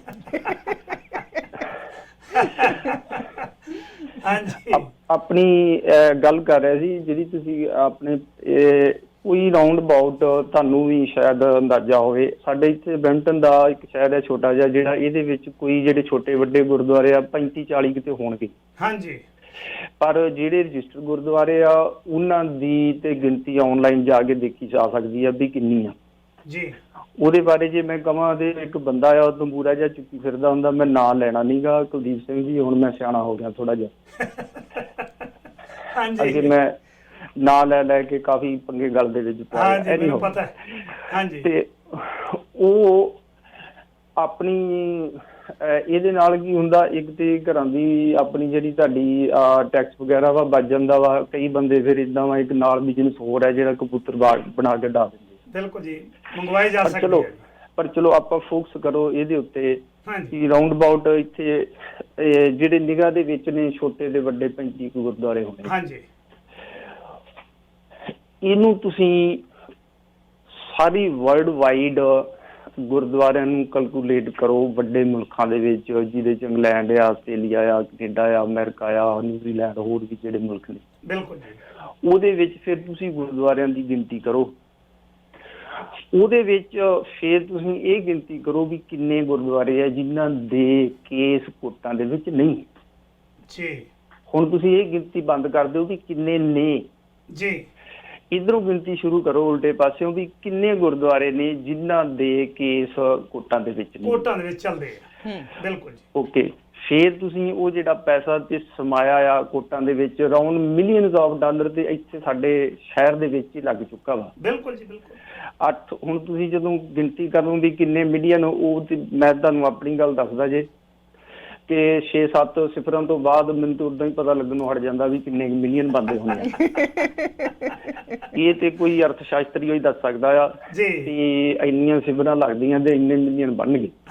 ਪਰ ਮੈਨੂੰ ਲੱਗਦਾ ਉਹ ਆਪਣੇ ਵੱਸ ਦਾ ਰੋਗ ਨਹੀਂ ਗਿਣਤੀ ਕਰਨੀ। ਪਰ ਚੱਲ ਆਪਾਂ ਇਹਨੂੰ ਮੋਟੇ ਤੌਰ ਦੇ ਉੱਤੇ ਕਹਿ ਸਕਦੇ ਹਾਂ ਕਿ ਮਿਲੀਅਨਸ ਆਫ ਡਾਲਰ ਜੀ ਗੁਰਦੁਆਰੇ ਦਾ ਜਿਹੜਾ ਆ ਉਹ ਸਾਡਾ ਬਰਬਾਦੀ ਦੇ ਕੰਢੇ ਗਿਆ, ਬਰਬਾਦੀ ਵਾਲੇ ਪਾਸੇ ਜਾ ਰਿਹਾ। ਇਹ ਬਹੁਤ ਵੱਡਾ ਦਿਖਾਂਤ ਆ। ਹੁਣ ਵੀ ਧਾਰਮਿਕ ਸਥਾਨ ਹੋਣਗੇ, ਕ੍ਰਿਸਚੀਅਨਿਟੀ ਦੇ ਵੀ ਹੋਣਗੇ, ਦੂਜੇ ਤੀਜੇ ਵੀ, ਪਰ ਮੈਨੂੰ ਨਹੀਂ ਲੱਗਦਾ ਵੀ ਇੰਨੀ ਵੱਡੀ ਗਿਣਤੀ ਦੇ ਵਿੱਚ ਸਰਮਾਇਆ ਜਿਹੜਾ ਆ ਉਹ ਕੋਟਾਂ ਦੇ ਵਿੱਚ ਸਾਡਾ ਲੱਗਾ। ਉਹਦੇ ਪਿੱਛੇ ਕਾਰਨ, ਸਭ ਤੋਂ ਵੱਡਾ ਕਾਰਨ ਈਗੋ ਤੇ ਚੌਧਰ। ਬਿਲਕੁਲ ਬਿਲਕੁਲ। ਇਹਦਾ ਇੱਕ ਪੱਖ ਆਪਾਂ ਹੋਰ ਵੀ ਲੈ ਸਕਦੇ, ਜੇ ਇਹਨੂੰ ਤੁਸੀਂ ਕਹੋ ਨਾ ਕਿ ਗੁਰਦੁਆਰਿਆਂ ਦੇ ਵਿੱਚੋਂ ਕਿਸੇ ਨੇ ਵੱਡੇ ਵੱਡੇ ਘਰ ਬਣਾ ਲਏ ਜਾਂ ਮਾਲ ਸਾਰ ਲਏ ਜਾਂ ਪੈਸਾ ਕੱਢ ਲਿਆ ਗੋਲਕਾਂ ਦੇ ਵਿੱਚੋਂ, ਏਦਾਂ ਦੀ ਗੱਲ ਕੋਈ ਨਹੀਂ ਗੀ। ਇਹ ਮੈਂ ਤੁਹਾਨੂੰ ਸਪਸ਼ਟ ਕਰ ਦਿਆਂ ਜੀ। ਜੇ ਏਦਾਂ ਦੀ ਹੁੰਦੀ ਤੇ ਉਹ ਵੱਡੇ ਨੋਟ ਵਿਚਾਰੇ ਨੇਫੇ ਚ ਪਾਏ ਫੜੇ ਨਾ ਜਾਂਦੇ, ਕਿਉਂਕਿ ਏਦਾਂ ਹੁੰਦਾ ਨਹੀਂ ਜੀ। ਜੀ ਉਹ ਕੈਸ਼ ਪੈਸੇ ਹੀ ਉਹਨਾਂ ਨੂੰ ਮਾੜਾ ਮੋਟਾ ਹੱਥ ਪੱਲਾ ਮਾਰਨਾ ਪਿਆ। ਪਰ ਇਹਦੇ ਵਿੱਚ ਬੈਨੀਫਿਟ ਹੋਰ ਹੈਗੇ ਆ। ਸਭ ਤੋਂ ਬੈਨੀਫਿਟ ਵੱਡਾ ਤੇ ਉਹੀ ਜਿਹੜਾ ਮੈਂ ਤੁਹਾਨੂੰ ਦੱਸਿਆ ਆ, ਜਿਹੜਾ ਚੌਧਰ ਦਾ ਆ, ਈਗੋ ਦਾ ਆ। ਈਗੋ ਜਦੋਂ ਬੰਦੇ ਦੀ ਕੁੱਲੀ ਗੁੱਲੀ ਜੁੱਲੀ ਦੀਆਂ ਲੋੜਾਂ ਪੂਰੀਆਂ ਹੋ ਜਾਂਦੀਆਂ ਆ, ਪੈਸਾ ਆ ਜਾਂਦਾ 2, 4, 5, 7 ਮਿਲੀਅਨ ਅਕਾਊਂਟ ਦੇ ਵਿੱਚ ਖਰਕਣ ਲੱਗ ਜਾਂਦਾ ਆ। ਜੀ ਜੀ। ਫਿਰ ਬੰਦਾ ਸੋਚਦਾ ਵਾ ਵੀ ਯਾਰ ਇਹ ਤੇ ਮਸਲਾ ਹੁਣ ਹੱਲ ਆ, ਹੁਣ ਅੱਗੇ ਕੀ ਕਰੀਏ। ਫਿਰ ਉਹ ਗੁਰਦੁਆਰਿਆਂ ਵੱਲ ਹੁੰਦਾ ਆ। ਜੀ ਉਹ ਗੁਰਦੁਆਰਿਆਂ ਵੱਲ ਜਿਹੜੀ ਪਿਛਲੀ ਪੀੜ੍ਹੀ ਸੀ ਉਹ ਗੁਰਦੁਆਰਿਆਂ ਵੱਲ ਤੱਕ ਸੀਮਿਤ ਰਹਿ ਗਈ। ਹਾਂਜੀ। ਇਦੋਂ ਪਹਿਲਾਂ ਇੱਥੇ ਮੈਂ ਗੱਲ ਰੋਕ ਕੇ ਤੁਹਾਨੂੰ ਪਿਛਲੀ ਆਪਣੇ ਪੰਜਾਬ ਦੀ ਹਿਸਟਰੀ ਦੱਸ ਦਿੰਦਾ ਆ। ਬਿਲਕੁਲ ਬਿਲਕੁਲ। ਪ੍ਰਤਾਪ ਸਿੰਘ ਕੈਰੋਂ, ਆਪਣਾ ਦਰਬਾਰਾ ਸਿੰਘ, ਗਿਆਨੀ ਜੈਲ ਸਿੰਘ, ਹੋਰ ਵੀ ਆਪਣੇ ਕਰਤਾਰ ਸਿੰਘ ਜਿਹੜਾ ਹੁੰਦਾ ਸੀਗਾ, ਆਪਣੇ ਮਾਸਟਰ ਤਾਰਾ ਸਿੰਘ ਹੋਣਾ ਵੇਲੇ। ਹਾਂਜੀ ਹਾਂਜੀ। ਹੋਰ ਵੀ ਬੰਦੇ ਹੋਣੇ ਆ, ਜੇ ਤੁਹਾਨੂੰ ਕੋਈ ਯਾਦ ਆਉਂਦੇ ਦੱਸਦੇ ਜਾਇਓ। ਬਿਲਕੁਲ ਜੀ ਬਿਲਕੁਲ। ਹਾਂਜੀ। ਇਹ ਗੁਰਦੁਆਰੇ ਨੂੰ ਰਾਜਨੀਤਿਕ ਹਵਸ ਵਾਸਤੇ ਪੌੜੀ ਬਣਾਉਂਦੇ ਆ। ਸ਼ਬਦ ਵਰਤਿਆ ਰਾਜਨੀਤਿਕ ਹਵਸ, ਕਿਉਂਕਿ ਇਹਨਾਂ ਨੇ ਗੁਰਦੁਆਰਿਆਂ ਨੂੰ, ਧਾਰਮਿਕ ਸਥਾਨਾਂ ਨੂੰ ਰਾਜਨੀਤਿਕ ਪੌੜੀ ਤੌਰ ਤੇ ਵਰਤਿਆ। ਇੱਥੇ ਕੀ ਹੋ ਰਿਹਾ, ਇੱਥੇ ਬਹੁਤੇ ਇਹੋ ਜਿਹੇ ਗੁਰਦੁਆਰੇ ਨੇ। ਸਰ ਗੁਰਦੇਵ ਸਿੰਘ ਜੀ, ਮੈਂ ਤੁਹਾਨੂੰ ਇਸ ਕਰਕੇ ਵਿੱਚ ਟੋਕਿਆ, ਕਈ ਇਹੋ ਜਿਹੇ ਇੱਥੇ ਗੁਰਦੁਆਰੇ ਨੇ ਜਿਹੜੇ ਰਾਜਨੀਤਿਕ ਨਹੀਂ ਬਲਕਿ ਮਾਈਕ ਪੌੜੀ ਦੇ ਤੌਰ ਤੇ ਵਰਤ ਰਹੇ ਨੇ। ਲੋਕਾਂ ਨੂੰ ਝੂਠੀਆਂ ਸਪਾਂਸਰ ਦੇ ਨਾਮ ਦੇ ਉੱਤੇ ਲੋਕਾਂ ਨੂੰ ਬੁਲਾ ਕੇ ਪੈਸਾ ਇਕੱਠਾ ਕਰਕੇ, ਯਾਨੀ ਕਿ ਆਪਣੀ ਕਮਿਊਨਿਟੀ ਦੀ ਇਮੇਜ ਖਰਾਬ ਕਰ ਰਹੇ ਨੇ। ਪਿਛਲੇ ਦਿਨ ਤੁਸੀਂ ਉੱਥੇ ਸੌ ਜਦੋਂ ਪ੍ਰੈਸ ਕਾਨਫਰੰਸ ਹੋ ਰਹੀ ਸੀ ਕਿ ਕਿਵੇਂ ਧੋਖਾ ਹੋ ਰਿਹਾ। ਇਹਦੇ ਵਿੱਚ ਸਰ ਗੁਰਦੇਵ ਸਿੰਘ ਜੀ, ਤੁਹਾਡੇ ਜ਼ਿੰਦਗੀ ਦੇ ਤਜਰਬੇ ਨੇ, ਤੁਸੀਂ ਵਿੱਚ ਵਿਚਰੇ ਹੋ। ਮੈਨੂੰ ਯਾਦ ਹੈ ਬਲਜਿੰਦਰ ਕੌਰ ਹੁਣੀ ਇਹ ਖੁਦ ਆਪ ਗੁਰਦੁਆਰਿਆਂ ਦੇ ਵਿੱਚ ਤੁਸੀਂ ਜਾ ਕੇ ਜਿਹੜੀ ਮਨਮਤ ਫੈਲਾਈ ਜਾ ਰਹੀ ਹੈ ਜਾਂ ਹੋਰ ਸਾਡੀ ਕੌਮ ਦੇ ਵਿੱਚ ਮਨਮਤ ਫੈਲਾਈ ਜਾ ਰਹੀ ਹੈ, ਉਹਦੇ ਬਾਅਦ ਤੁਸੀਂ ਐਨ ਪੰਜਾਬੀ 'ਚ ਮੈਂ ਸ਼ਬਦ ਵਰਤਾਂ ਬੱਬਰ ਸ਼ੇਰਨੀ ਬਣ ਕੇ ਸਾਹਮਣੇ ਲੜੇ ਉਹਨਾਂ ਦੇ। ਲੋਕ, ਤੁਹਾਨੂੰ ਲੱਗਦਾ ਹੈ ਕਿ ਇਸ ਦਾ ਗੁਰਦੇਵ ਸਿੰਘ ਜੀ ਜਾਗ ਰਹੇ ਨੇ, ਜਾਂ ਬਲਜਿੰਦਰ ਕੌਰ ਤੁਹਾਨੂੰ ਕੀ ਲੱਗਦਾ ਹੈ ਕਿ ਲੋਕ ਜਾਗ ਰਹੇ ਨੇ? ਮੈਂ ਜੇ ਵੈਸੇ ਕਹਾਂ ਤਾਂ ਮੈਨੂੰ ਲੱਗਦਾ ਕਿ ਪਹਿਲਾਂ ਅਸੀਂ ਉਮੀਦ ਲਾਈ ਸੀ ਕਿ ਸ਼ਾਇਦ ਲੋਕੀ ਜਾਗ ਰਹੇ ਨੇ। ਲੋਕੀ ਤਾਂ ਜਾਗ ਚੁੱਕੇ ਆ, ਪਰ ਜਿਹੜੇ ਕਾਬਜ ਹੋਏ ਬੈਠੇ ਨੇ ਲੋਕ ਗੁਰਦੁਆਰਿਆਂ ਦੇ ਵਿੱਚ ਨਾ, ਉਹ ਕਿਸੇ ਤਰ੍ਹਾਂ ਉਹਨਾਂ ਲੋਕਾਂ ਨੂੰ ਉੱਥੇ ਪਹੁੰਚਣ ਨਹੀਂ ਦਿੰਦੇ। ਉਹਨਾਂ ਨੂੰ ਸਟੇਜ ਨਹੀਂ ਮਿਲਦੀ, ਮਾਈਕ ਨਹੀਂ ਮਿਲਦਾ। ਸਾਡੇ ਕੋਲ ਬਹੁਤ ਨੌਜਵਾਨ ਇਹੋ ਜਿਹੇ ਆ, ਕੁੜੀਆਂ ਮੁੰਡੇ, ਜਿਹੜੇ ਨੌਜਵਾਨ ਪੀੜ੍ਹੀ ਆ, ਜਿਹੜੇ ਬਾਣੀ ਦੇ ਲੜ ਲੱਗਣਾ ਚਾਹੁੰਦੇ ਆ, ਗੁਰੂ ਸ਼ਬਦ ਦੇ ਲੜ ਲੱਗਣਾ ਚਾਹੁੰਦੇ ਆ, ਪਰ ਅਸੀਂ ਉੱਥੇ ਹੀ ਫੇਰ ਗੱਲ ਆ ਜਾਂਦੀ ਆ ਕਿ ਅਸੀਂ ਬਾਹਰੋਂ ਸੱਦ ਕੇ LMIਆਂ ਵੇਚ ਕੇ ਅਸੀਂ ਉਹ ਪੈਸੇ ਦੇ ਪਿੱਛੇ ਪਏ ਆ। ਅਸੀਂ ਆਪਣੀ ਪਾਵਰ ਲਾਈ ਆ ਵੀ ਅਸੀਂ ਇੱਥੋਂ ਜਥਾ ਬਣਾ ਲਿਆ, ਇੱਥੋਂ ਜਥਾ ਲੈ ਆਂਦਾ। ਉਹ ਆਉਂਦੇ ਆ, ਉਹ ਆਪਣਾ ਇੱਕ ਕੰਮ ਸਮਝਦੇ ਆ ਕਿ ਸਾਡੀ ਜੌਬ ਆ, ਅਸੀਂ ਆਏ ਆ 6 ਮਹੀਨੇ ਲਾਏ ਆ, ਕਥਾ ਕੀਤੀ ਆ, ਕੀਰਤਨ ਕੀਤਾ ਆ, ਕੰਮ ਕੀਤਾ ਆ, ਤੇ ਇੱਥੇ ਆਪਣਾ ਘੁੰਮਿਆ ਫਿਰਿਆ, ਐਸ਼ ਪ੍ਰਸਤੀ ਤੇ ਮੁੜ ਕੇ ਗਏ। ਅਸੀਂ ਦੇਖਦੇ ਆ ਕਿ ਬਾਬੇ ਕਿਵੇਂ ਜਿਹੜੇ ਆਉਂਦੇ ਆ, ਸੋ ਕਾਲਡ ਬਾਬੇ, ਲੋਕਾਂ ਦੇ ਘਰਾਂ 'ਚ ਰਹਿੰਦੇ ਆ, ਐਸ਼ ਦੀ ਜ਼ਿੰਦਗੀ ਜੀਂਦੇ ਆ, ਤੇ ਦਰਸ਼ਨ ਕਰਨ ਵਾਲੇ ਅਭਿਲਾਸ਼ੀ ਲੱਤਾਂ ਘੁੱਟਦੇ ਆ ਉਹਨਾਂ ਦੀਆਂ ਬੈਠੇ ਜਾ ਕੇ। ਸੋ ਐਨ ਪੂਰੀ ਐਸ਼ 6 ਮਹੀਨੇ ਕਰਕੇ ਆਪਣੇ ਰਾਹ ਪੈਂਦੇ ਆ। ਅਸੀਂ ਫੇਰ ਉੱਥੇ ਦੇ ਉੱਥੇ ਜਿਹੜੀ ਮਿਹਨਤ ਨਾਲ ਕਮਾਈ ਕੀਤੀ ਆ, ਅਸੀਂ ਗੋਲਕਾਂ 'ਚ ਪਾਉਂਦੇ ਆ, ਕਮੇਟੀਆਂ ਚੇਂਜ ਹੁੰਦੀਆਂ, ਲੜਾਈਆਂ ਹੁੰਦੀਆਂ ਆ, ਲੜਾਈਆਂ ਤੋਂ ਬਾਅਦ ਉਹ ਕੋਟਾਂ 'ਚ ਚਲੇ ਜਾਂਦੀਆਂ ਆ, ਉਹੀ ਗੋਲਕ ਸਾਡੀ ਜਿਹੜੀ। ਸੋ ਅਸੀਂ ਨੌਜਵਾਨ ਪੀੜ੍ਹੀ ਨੂੰ ਦੇਖ ਹੀ ਰਹੇ, ਕੁਛ ਨਹੀਂ, ਉਹ ਕਹਿੰਦੇ ਖੂਹ ਦੇ ਡੱਡੂ ਹੀ ਬਣ ਕੇ ਬੈਠੇ ਆ, ਅਸੀਂ ਵਿੱਚੇ ਹੀ ਛਾਲਾਂ ਮਾਰੀ ਜਾਂਦੇ ਆ, ਵਿੱਚੇ ਹੀ ਕੁਛ ਹੈ ਕਿ ਆ ਜਿਹੜੇ ਬਾਹਰ ਹੀ ਨਹੀਂ ਆਉਣ ਦਿੰਦੇ ਬਾਕੀ ਦਿਆਂ ਨੂੰ। ਬਿਲਕੁਲ। ਸਰ ਗੁਰਦੇਵ ਸਿੰਘ ਜੀ, ਇਹਦੇ ਵਿੱਚ ਮੈਂ ਬਹੁਤੇ ਗੁਰਦੁਆਰਿਆਂ ਦਾ ਤਾਂ ਜ਼ਿਕਰ ਨਹੀਂ ਕਰਾਂਗਾ। ਮੈਨੂੰ ਯਾਦ ਹੈ ਐਬਸਪੋਰਟ ਦੇ ਕਿਸੇ ਗੁਰਦੁਆਰੇ ਦਾ ਮੈਂ ਨਾਮ ਨਹੀਂ ਲੈਣਾ, ਐਬਸਪੋਰਟ ਦੇ ਵਿੱਚ ਮੇਰਾ ਖਿਆਲ ਹੈ ਵੀ 2 ਸਾਲਾਂ 'ਚ ਜ਼ਿਆਦਾ ਨਹੀਂ, ਸਿਰਫ 1-2 ਸਾਲਾਂ 'ਚ ਇੱਕ ਗੁਰਦੁਆਰੇ ਦਾ $1 ਮਿਲੀਅਨ ਤੋਂ ਉੱਤੇ ਅਦਾਲਤਾਂ 'ਚ ਵਕੀਲਾਂ ਦੀ ਜੇਬ 'ਚ ਗਿਆ, ਜਿਹੜਾ ਤੁਸੀਂ ਗੋਲਕ ਦੇ ਵਿੱਚ ਪਾਇਆ, ਜਾਂ ਫਿਰ ਦੂਜੇ ਸੱਜਣਾ ਨੇ। 2 ਮਿਲੀਅਨ ਗਿਆ ਜੀ, ਜੇ ਮੈਂ ਤੁਹਾਨੂੰ ਕਰੈਕਟ ਕਰਾਂ, 1 ਮਿਲੀਅਨ ਨਹੀਂ 2 ਮਿਲੀਅਨ ਗਿਆ। ਅੱਛਾ ਵੀਰ ਜੀ, ਤੁਹਾਡੇ ਨਾਲ ਮੈਂ ਇੱਕ ਗੱਲ ਸਾਂਝੀ ਕਰਨਾ ਚਾਹੁੰਦੀ ਹਾਂ, ਸ਼ਾਇਦ ਤੁਸੀਂ ਉਹਦਾ ਜਵਾਬ ਵਧੀਆ ਦੇ ਸਕੋ। ਇੱਕ ਖਬਰ ਸ਼ਾਇਦ ਤੁਸੀਂ ਵੀ ਪੜ੍ਹੀ ਹੋਵੇਗੀ, ਇਹ ਅਜੀਤ ਅਖਬਾਰ ਦੇ ਵਿੱਚ ਆਈ ਸੀ, ਜੂਨ 12 ਨੂੰ ਇਹ ਛਪੀ ਸੀਗੀ। ਇਹ ਸੈਨ ਫਰਾਂਸਿਸਕੋ ਦੇ ਵਿੱਚ ਅਸ਼ੋਕ ਭੌਰਾ ਹੁਣਾਂ ਦੇ ਵੱਲੋਂ ਇਹ ਜਿਹੜੀ ਖਬਰ ਲਾਈ ਗਈ ਸੀ ਕਿ ਸੰਗਤ ਦੀ ਆਮਦ ਘਟਣ ਕਾਰਨ ਅਮਰੀਕਾ ਦੇ ਗੁਰੂ ਘਰ ਆਰਥਿਕ ਸੰਕਟ 'ਚ, ਮਦਦ ਲਈ ਸਿੰਘ ਸਾਹਿਬ ਨੂੰ ਸ਼੍ਰੀ ਅਕਾਲ ਤਖਤ ਸਾਹਿਬ ਤੋਂ ਸੰਗਤ ਦੇ ਨਾਂ ਹੁਕਮਨਾਮਾ ਜਾਰੀ ਕਰਨ ਦੀ ਅਪੀਲ। ਵਾਹ। ਔਰ ਇਹਦੇ ਵਿੱਚ ਜਿਹੜਾ ਸਾਰਿਆਂ ਤੋਂ ਪਹਿਲਾਂ ਗੁਰਦੁਆਰਾ ਸਾਹਿਬ ਆ, ਗਦਰੀ ਬਾਬਿਆਂ ਦਾ ਇਤਿਹਾਸ ਸਮੋਈ ਬੈਠਾ ਅਮਰੀਕਾ ਦਾ ਪਹਿਲਾ ਗੁਰੂ ਘਰ ਆ, ਸਟਾਕਟਨ ਗੁਰੂ ਘਰ ਆ। ਤੇ ਉਸ ਤੋਂ ਬਾਅਦ ਜਿਹੜੇ ਇਸ ਦੇ ਵਿੱਚ ਇੱਕ ਫਰੀ ਮਾਊਂਟ ਦੇ ਗੁਰੂ ਘਰ ਦੀ ਗੱਲ ਕੀਤੀ ਗਈ ਸੀ, ਤੇ ਇੱਕ ਇਸ ਦੇ ਵਿੱਚ ਐਲ ਸਬਰਾਂਟੇ ਦੇ ਗੁਰੂ ਘਰ ਦੀ ਗੱਲ ਕੀਤੀ ਗਈ ਸੀਗੀ। ਔਰ ਮੇਰੇ ਖਿਆਲ ਐਲ ਸਬਰਾਂਟੇ ਦੇ ਹੀ ਗੁਰਦੁਆਰੇ ਦੀ ਗੱਲ ਕੀਤੀ ਗਈ ਸੀ। ਸੋ 3 ਗੁਰੂ ਘਰਾਂ ਦੀ ਗੱਲ ਕੀਤੀ ਗਈ ਸੀ, ਪਰ ਇਹਦੇ ਵਿੱਚ 2 ਗੁਰੂ ਘਰਾਂ ਨੇ ਆਪਣਾ ਸਪਸ਼ਟੀਕਰਨ ਦੇ ਦਿੱਤਾ ਕਿ ਸਾਡੇ ਵੱਲੋਂ ਖਬਰ ਨਹੀਂ ਲਵਾਈ ਗਈ। ਤੇ ਤੀਜੇ ਗੁਰੂ ਘਰ ਦੇ ਨਾਲ ਮੈਂ ਖੁਦ ਵੀ ਵੀਰ ਜੀ 2-3 ਵਾਰ ਗੱਲ ਕਰ ਚੁੱਕੀ ਆ, ਤੇ ਉਹ ਹਮੇਸ਼ਾ ਗੋਲੀ ਰੋੜ ਦਿੰਦੇ ਆ, ਤੇ ਹੁਣ ਉਹ ਪ੍ਰਧਾਨ ਨੂੰ ਵੀ ਸੰਗਤ ਦੇ ਵਿੱਚ ਕੁੱਟਮਾਰ ਹੋਈ ਆ, ਪੱਗਾਂ ਲੱਥੀਆਂ, ਬੰਦੂਕਾਂ ਕੱਢੀਆਂ, ਉੱਥੇ ਗੋਲੀਆਂ ਦੇ ਵੀ ਇੱਕ ਦੂਏ ਨੂੰ ਧਮਕੀਆਂ ਦਿੱਤੀਆਂ ਗਈਆਂ, ਗਨ ਵੀ ਕੱਢੀ ਗਈ। ਔਰ ਉਹ ਸਪਸ਼ਟੀਕਰਨ ਨਹੀਂ ਦੇ ਰਿਹਾ ਵੀ ਅਸੀਂ ਇਹ ਖਬਰ ਲਵਾਈ ਸੀ ਜਾਂ ਨਹੀਂ ਲਵਾਈ ਸੀ। ਤੇ ਪੱਤਰਕਾਰ ਹੱਲੇ ਕੁਝ ਨਹੀਂ ਬੋਲ ਰਿਹਾ, ਕਿਉਂਕਿ ਉਹਦੇ ਕੋਲ ਗਈ ਸੀ ਤੇ ਖਬਰ ਉਹਨੇ ਲਾਈ ਸੀ, ਬਿਨਾਂ ਮਤਲਬ ਤੋਂ ਕੋਈ ਖਬਰ ਲਾਉਂਦਾ ਨਹੀਂ। ਉਧਰੋਂ ਸਪਸ਼ਟੀਕਰਨ ਨਹੀਂ ਆਇਆ, ਪਰ ਇੱਕ ਸਟਾਕਟਨ ਦੇ ਗੁਰੂ ਘਰ ਤੋਂ ਹੀ ਹੱਲੇ ਕੋਈ ਸਪਸ਼ਟੀਕਰਨ ਨਹੀਂ ਜੀ ਆਇਆ ਅਜੇ ਤੱਕ। ਅੱਛਾ, ਕੋਵਿਡ ਕਰਕੇ ਤੂੰ ਦਾਤਾ ਦਾਤਾਰ ਤੇਰਾ ਦਿੱਤਾ ਖਾਵਣਾ, ਦੂਸਰੇ ਪਾਸੇ ਗੁਰਬਾਣੀ ਦੇ ਵਿੱਚ ਹੈ, ਸੈਲ ਪੱਥਰ ਮੈਂ ਜਨ ਤੋਂ ਪਾਏ, ਤਾਕਾ ਰਿਜ਼ਕ ਆਗੇ ਕਰ ਧਰਿਆ। ਗੁਰਬਾਣੀ ਤਾਂ ਵੀਰ ਗੁਰਦੇਵ ਸਿੰਘ ਜੀ ਇਹ ਕਹਿ ਰਹੀ ਹੈ, ਤੇ ਪ੍ਰਬੰਧਕ ਕਹਿ ਰਿਹਾ ਹੈ ਕਿ ਨਹੀਂ, ਅਕਾਲ ਤਖਤ ਦਾ ਜਥੇਦਾਰ ਹੁਕਮਨਾਮਾ ਕੱਢੇ ਕਿ ਅਸੀਂ ਕੋਵਿਡ ਕਰਕੇ ਮਾਇਕ ਸਥਿਤੀ ਮਾੜੀ ਹੈ। ਇਸ ਖਬਰ ਤੋਂ ਤੁਹਾਨੂੰ ਕਿਹੋ ਜਿਹਾ ਲੱਗਾ ਜੀ?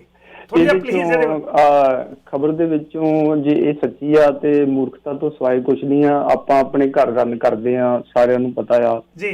ਕਿ ਬੰਦਾ ਆਪਣਾ ਇੱਕ ਅਜਿਹਾ ਬਜਟ ਪਾਸੇ ਰੱਖਦਾ ਆ ਜਿੱਥੇ ਜੇ ਉਹਨੂੰ ਕੋਈ ਮੁਸੀਬਤ ਆ ਜੇ ਜਾਂ ਕੋਈ ਪ੍ਰੋਬਲਮ ਆ ਜੇ ਜਾਂ ਉਹਦੀ ਫਿਜ਼ੀਕਲੀ ਕੋਈ ਉਹਨੂੰ ਹੈਪਨ ਹੋ ਜੇ ਘਰ ਦੇ ਵਿੱਚ, ਤੇ ਉਹ ਆਪਣਾ ਇੱਕ ਬਜਟ ਰੱਖਦਾ ਆ ਸਾਈਡ ਦੇ ਉੱਤੇ ਜਿਹਦੇ ਵਿੱਚ ਉਹ 3 4 5 7 ਮਹੀਨੇ ਕੱਢ ਸਕੇ ਜਿਹੜੇ ਸਿਆਣੇ ਬੰਦੇ ਆ ਜੀ। ਐਂ ਜਿਹੜੀਆਂ ਮੁਲਕ ਚੱਲਦੇ ਨੇ ਆ, ਹੁਣ ਤੁਹਾਡੇ ਟਰੂਡੋ ਨੇ ਪੈਸਾ ਵੰਡਿਆ ਆ, ਉਹ ਬਜਟ ਪਿਆ ਹੋਇਆ ਸੀਗਾ ਨਾ, ਐਮਰਜੈਂਸੀ ਬਜਟ ਤਾਂ ਹੀ ਕੱਢਿਆ। ਹਾਂਜੀ ਬਿਲਕੁਲ। ਇਹਦਾ ਮਤਲਬ ਆ ਵੀ ਇਹ ਜਿਹੜੇ ਬੰਦੇ ਗੁਰਦੁਆਰਿਆਂ ਨੂੰ ਏਡੀਆਂ ਵੱਡੀਆਂ ਸੰਸਥਾਵਾਂ ਨੂੰ ਰਨ ਕਰ ਰਹੇ ਨੇ, ਜਿਹੜੇ ਇਹਦੇ ਮੂਰਖ ਬੰਦੇ ਆ ਜਿਨ੍ਹਾਂ ਨੂੰ ਇਹ ਵੀ ਨਹੀਂ ਪਤਾ ਵੀ ਜੇ ਕੋਈ ਮੁਸ਼ਕਿਲ ਆ ਜੇ, ਜੇ ਕੋਈ ਪ੍ਰੋਬਲਮ ਆ ਜੇ, ਰੱਬ ਨਾ ਕਰੇ, ਤੇ ਉਹਨੂੰ ਅਸੀਂ ਮੁੜ ਕੇ ਗੁਰੂ ਘਰ ਨੂੰ ਸਰਵਾਈਵ ਕਿਵੇਂ ਕਰਨਾ ਤੇ ਕਿਵੇਂ ਚਲਾਉਣਾ, ਇਹਦਾ ਜਵਾਬ ਤੇ ਮੇਰਾ ਇਹ ਸੀਗਾ ਜੀ। ਆਪਾਂ ਫਿਰ ਵਾਪਸ ਆਈਏ ਕਿ ਗੁਰਦੁਆਰੇ ਨੂੰ ਉਹ ਤੁਸੀਂ ਵੈਸੇ ਗੱਲ ਕਰ ਦਿੱਤੇ, ਮੈਂ ਉਸੇ ਪੁਆਇੰਟ ਦੇ ਉੱਤੇ ਆ ਰਿਹਾ ਸੀ ਵੀ ਕਿਹੜੇ ਕਿਹੜੇ ਬੈਨੀਫਿਟ ਜਿਹੜੇ ਨੇ ਉਹ ਗੁਰਦੁਆਰੇ ਤੋਂ ਲੈ ਜਾ ਸਕਦੇ ਜਾਂ ਲੈਂਦੇ ਨੇ ਬੰਦੇ ਜੀ। ਉਹਦੇ ਵਿੱਚ ਨੰਬਰ 1 ਤੇ ਮੈਂ ਤੁਹਾਨੂੰ ਦੱਸਿਆ ਸੀ ਵੀ ਬੰਦੇ ਦੀ ਈਗੋ ਹੀ ਆ, ਤੇ ਨੰਬਰ 2 ਉਹਦੇ ਉੱਤੇ ਆ ਜਾਂਦਾ ਆ ਆਪਣੀ ਰਾਜਨੀਤਿਕ ਹਵਸ ਜਿਹੜੀ ਆ। ਤੁਸੀਂ ਦੇਖਿਆ ਹੋਣਾ ਵਾ, ਮੰਨ ਲਓ ਮੈਂ ਆ ਫੋਰ ਐਗਜ਼ਾਮਪਲ, ਮੇਰਾ ਜਦੋਂ ਦਾ ਮੈਂ ਆਇਆ ਹੋਇਆ ਵਾਂ ਰੋਜੀ ਰੋਟੀ ਕੁੱਲੀ ਗੁੱਲੀ ਜੁੱਲੀ ਦੇ ਆਪਣੇ ਇਸੇ ਝਗੜਿਆਂ ਦੇ ਵਿੱਚ ਹੀ ਪੈ ਰਹੇ ਆ।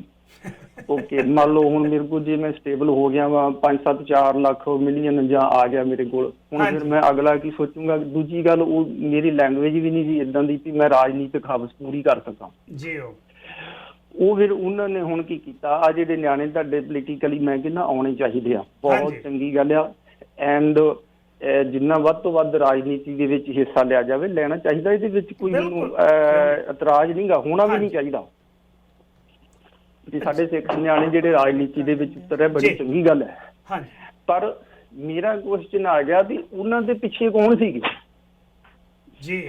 ਉਹ ਪਿੱਛੇ ਉਹੀ ਸੀਗੇ ਗੁਰਦੁਆਰਿਆਂ ਦੇ ਮੋਸਟ ਆਫ ਚੌਧਰੀ, ਜਿਨ੍ਹਾਂ ਨੇ ਗੁਰਦੁਆਰਿਆਂ ਦੀਆਂ ਸਟੇਜਾਂ ਨੂੰ ਵਰਤਿਆ ਵਿਸਾਖੀ ਤੇ ਨਗਰ ਕੀਰਤਨਾਂ ਦੇ ਉੱਤੇ ਲਿਆ ਕੇ ਅਸੀਂ ਉੱਥੇ ਕੀ ਜਲੂਸ ਕੱਢਦੇ ਹਾਂ, ਕਦੀ ਮੰਦਿਰ ਆਪਣੇ ਮਸੀਤ ਆਪਣੇ ਜਾਂ ਕ੍ਰਿਸਚਨੈਲਿਟੀ ਦੇ ਗਿਰਜੇ ਦੇ ਵਿੱਚ ਜਾ ਕੇ ਤੁਸੀਂ ਰਾਜਨੀਤਿਕ ਬੰਦੇ ਭਾਸ਼ਣ ਦਿੰਦੇ ਦੇਖਿਆ ਜੀ? ਜਾਨੀ ਮੈਨੂੰ ਇਤਰਾਜ਼ ਇਸ ਗੱਲ ਦੇ ਉੱਤੇ ਹੈ ਕਿ ਲੋਕਾਂ ਨੂੰ ਵੋਟਾਂ ਦੇ ਤੌਰ ਦੇ ਉੱਤੇ ਸ਼ੋਅ ਕੀਤਾ ਗਿਆ ਵੀ ਜਿਵੇਂ ਆ ਸਾਡੇ ਲੋਕ ਨੇ, ਐਂਡ ਉਹਦੇ ਉੱਤੇ ਲੋਕਾਂ ਨੇ ਆਪਣੀਆਂ ਜੋਬਾਂ ਲਈਆਂ, ਨਿਆਣੇ ਸੈੱਟ ਕੀਤੇ ਜੀ। ਮੈਂ ਕਹਿੰਦਾ ਕਰੋ, ਹਰੇਕ ਕਰਦਾ, ਤੁਸੀਂ ਵੀ ਕਰਦੇ, ਅਸੀਂ ਵੀ ਕਰਦੇ, ਕਿਉਂ ਨਹੀਂ ਕਰਨੇ ਚਾਹੀਦੇ? ਹਾਂਜੀ। ਪਰ ਗੁਰੂ ਘਰ ਨੂੰ ਪੌੜੀਆਂ ਬਣਾ ਕੇ ਰਾਜਨੀਤਿਕ ਅਖਾੜਿਆਂ ਦੇ ਵਿੱਚ ਨਿਆਣਿਆਂ ਨੂੰ ਉਤਾਰਨਾ, ਇਹ ਗੈਰ ਅਖਲਾਕੀ ਗੱਲ ਹੈ ਜੀ। ਬਹੁਤ ਬਿਲਕੁਲ ਜੀ, ਇਹ ਕੀਤੀ ਗਈ।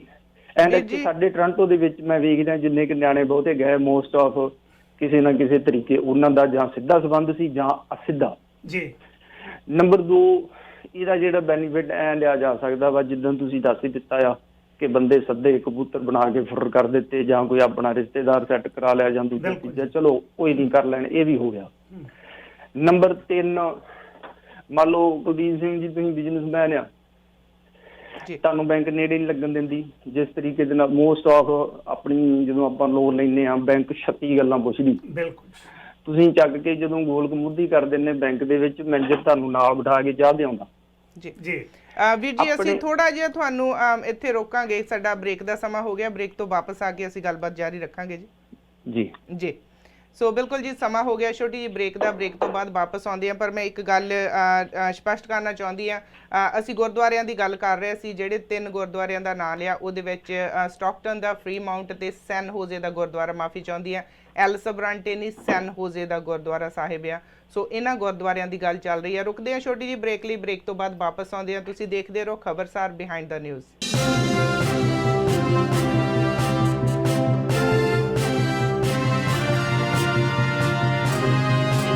ਬ੍ਰੇਕ ਤੋਂ ਬਾਅਦ ਮੁੜ ਤੋਂ ਸਵਾਗਤ ਹੈ ਤੁਹਾਡੇ ਆਪਣੇ ਸਾਂਝਾ ਟੀਵੀ ਤੇ ਖਬਰਸਾਰ ਬਿਹਾਈਂਡ ਦਾ ਨਿਊਜ਼। ਮੇਰਾ ਤੁਹਾਡੇ ਨਾਲ ਸਾਥ ਹੁੰਦਾ ਸੋਮਵਾਰ ਤੋਂ ਲੈ ਕੇ ਸ਼ੁੱਕਰਵਾਰ ਤੱਕ। ਸੋ ਪ੍ਰੋਗਰਾਮ ਜਿਹੜੇ ਥੋੜੇ ਜਿਹਾ ਚੇਂਜ ਹੋਏ ਆ, ਮੇਰੇ ਨਾਲ ਗੁਰਬਾਜ ਸਿੰਘ ਬਰਾੜ ਤੇ ਕੁਲਦੀਪ ਸਿੰਘ ਜੀ ਮੇਰੇ ਨਾਲ ਸਾਥ ਦਿੰਦੇ ਨੇ ਖਬਰਸਾਰ ਦੇ ਵਿੱਚ। ਸੋ ਅਸੀਂ ਕਿਸੇ ਨਾ ਕਿਸੇ ਮੁੱਦੇ ਦੇ ਉੱਤੇ ਗੱਲਬਾਤ ਕਰਦੇ ਹਾਂ।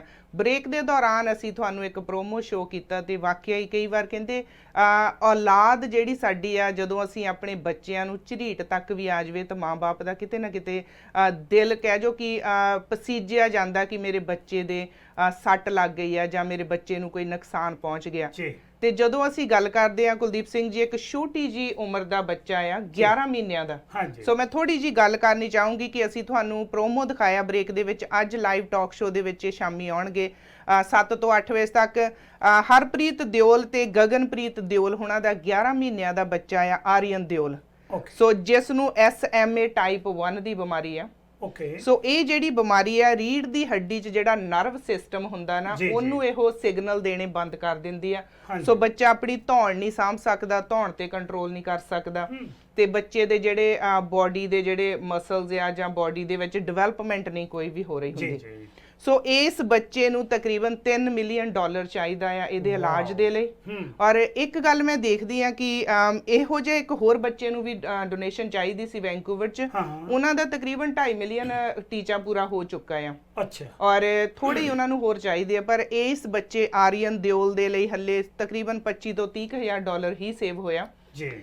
ਜੇ ਇਸ ਬੱਚੇ ਨੂੰ ਸਿਰਫ ਦਵਾਈਆਂ ਤੇ ਰੱਖਣਾ ਹੋਵੇ, 7.5 ਲੱਖ ਦਾ ਇੱਕ ਟੀਕਾ ਆ ਪਹਿਲਾਂ ਜਿਹੜਾ ਲਾਉਣਾ, ਤੇ ਹਰ 4 ਮਹੀਨੇ ਬਾਅਦ 3.5 ਲੱਖ ਦਾ ਇੱਕ ਟੀਕਾ ਲੱਗਣਾ ਲਾਈਫ ਟਾਈਮ ਲਈ, ਜੇ ਇਸ ਬੱਚੇ ਨੂੰ ਜਿੱਦਾਂ ਥੋੜੇ ਸਮੇਂ ਬਾਅਦ ਟ੍ਰੀਟਮੈਂਟ ਦੇਣੀ ਹੋਵੇ। ਤੇ ਜਦੋਂ ਇਸ ਬੱਚੇ ਦੀ ਗੱਲ ਕਰਦੇ ਆ, ਜੀਨ ਥੈਰੇਪੀ USA ਦੇ ਵਿੱਚ ਆ, ਉੱਥੇ $3 ਮਿਲੀਅਨ ਦੇ ਵਿੱਚ ਇਸ ਬੱਚੇ ਦੀ ਇੱਕ ਵਾਰ ਜਿਹੜੀ ਜੀਨ ਥੈਰੇਪੀ ਹੋ ਜੂਗੀ, ਉਹਦੇ ਨਾਲ ਇਹ ਬੱਚਾ ਪੂਰੀ ਜ਼ਿੰਦਗੀ ਦੇ ਲਈ ਤੰਦਰੁਸਤ ਬੱਚਿਆਂ ਵਾਂਗ ਤੁਰਿਆ ਫਿਰਿਆ ਕਰੇਗਾ। ਔਰ ਇਹ ਮਾਂ-ਬਾਪ ਇੱਕ ਪੁਕਾਰ ਕਰ ਰਹੇ ਆ ਸਾਡੀ ਆਪਣੀ ਪੰਜਾਬੀ ਕਮਿਊਨਿਟੀ ਦੇ ਅੱਗੇ। ਬਹੁਤ ਹੀ ਪਿਆਰਾ ਬੱਚਾ 11 ਕੁ ਮਹੀਨਿਆਂ ਦਾ ਆ।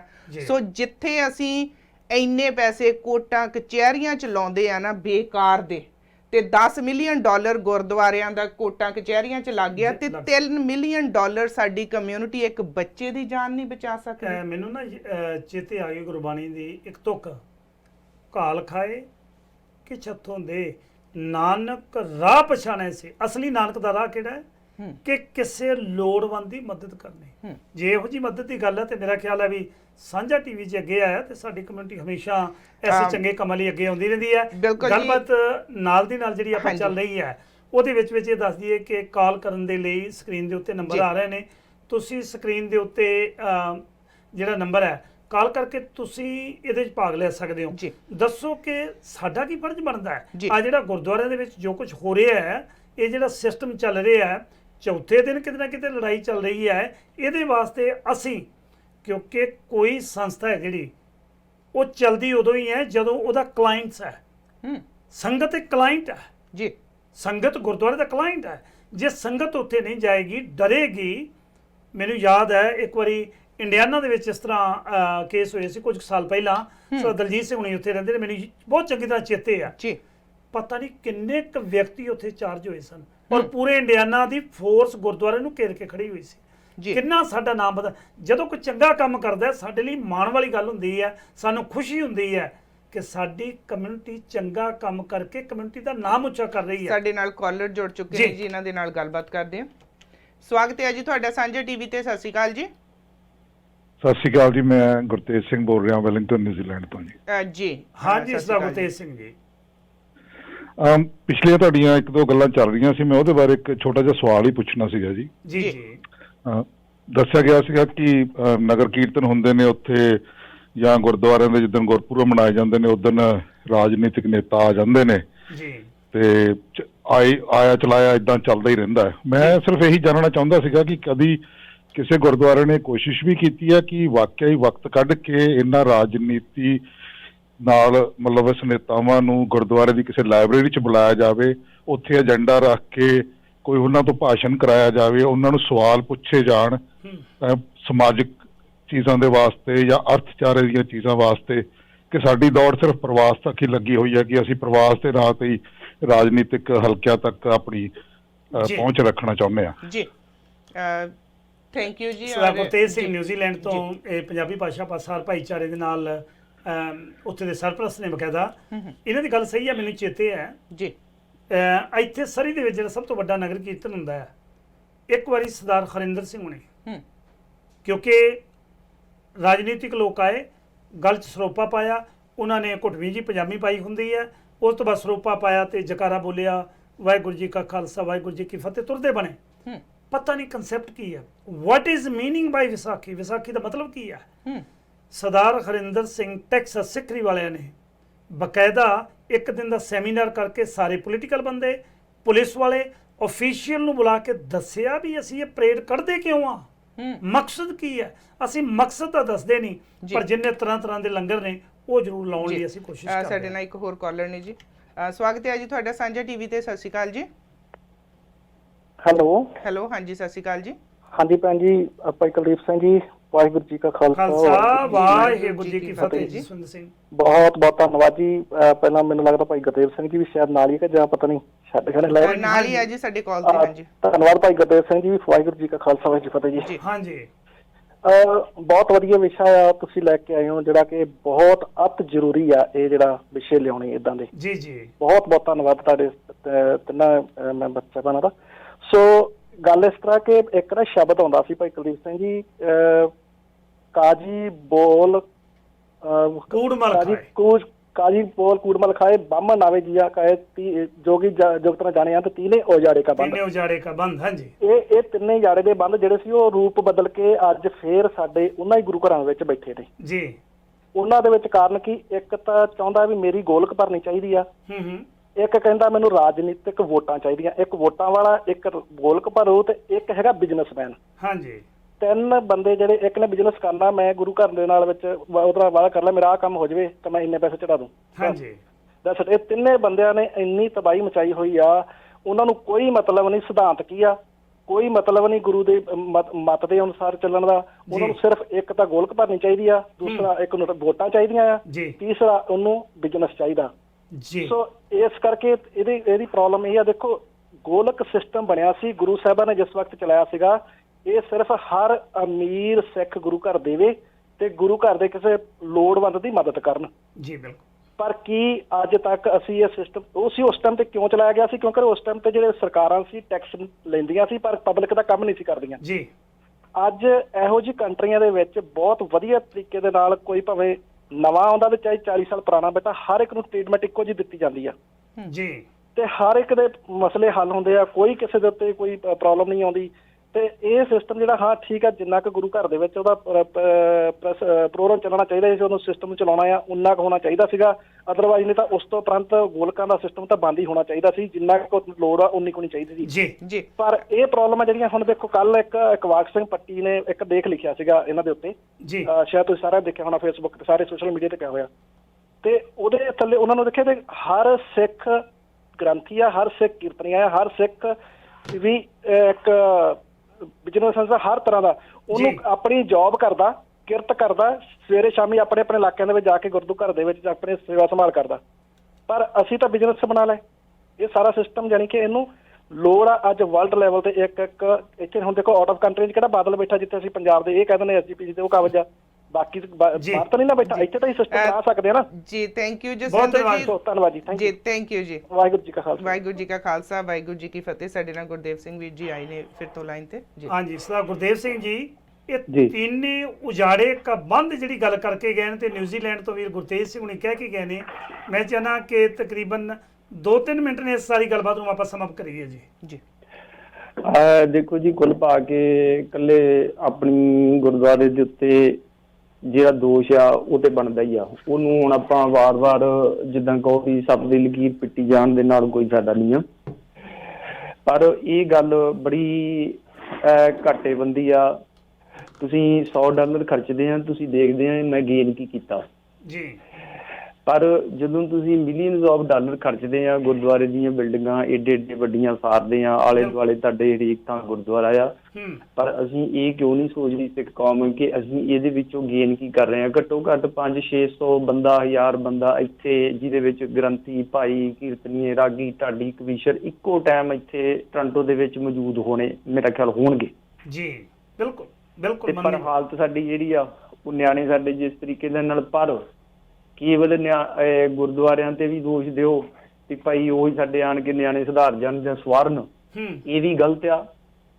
ਅਸੀਂ ਆਪ ਵੀ ਤੇ ਕੀ ਕਰ ਰਹੇ ਘਰਾਂ ਦੇ ਵਿੱਚ, ਇਹ ਵੀ ਸਾਨੂੰ ਆਪਣੇ ਆਪ ਦੇ ਉੱਤੇ ਵੀ ਦੋਸ਼ ਦੇਣਾ ਬਣਦਾ। ਪਰ ਜਿਹੜਾ ਪੈਸਾ ਖਰਾਬ ਹੋ ਰਿਹਾ ਵਾ ਮਿਲੀਅਨਸ ਆਫ ਡਾਲਰ ਚੌਧਰਾਂ ਵਾਸਤੇ, ਇਹ ਗਲਤ ਆ।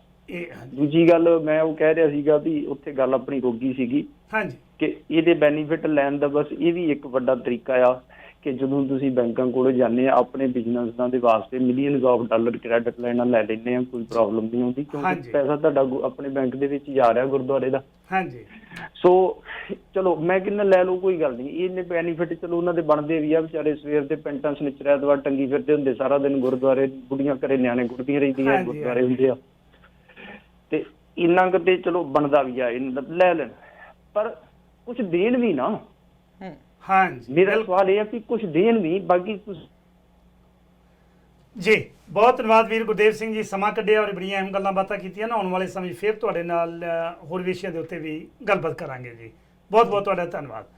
ਜਿਵੇਂ ਥੈਂਕ ਯੂ ਜੀ। ਵੀਰ ਗੁਰਦੇਵ ਸਿੰਘ ਉਹਨਾਂ ਨੇ ਜ਼ਿਕਰ ਕੀਤਾ ਹੈ, ਗੱਲ ਕੀਤੀ ਹੈ ਕਿ ਕਰੋਨਾ ਵਾਇਰਸ ਕਰਕੇ, ਤੋਂ ਜ਼ਿਕਰ ਕੀਤਾ ਹੈ ਕਿ ਕਰੋਨਾ ਵਾਇਰਸ ਕਰਕੇ ਉਹਨਾਂ ਨੇ ਅਕਾਲ ਤਖਤ ਦੇ ਜਥੇਦਾਰ ਨੂੰ ਕਿਹਾ ਹੈ ਕਿ ਸਾਡੀ ਮਦਦ ਦੇ ਲਈ ਤੁਸੀਂ ਕੋਈ ਹੁਕਮਨਾਮਾ ਜਾਰੀ ਕਰੋ।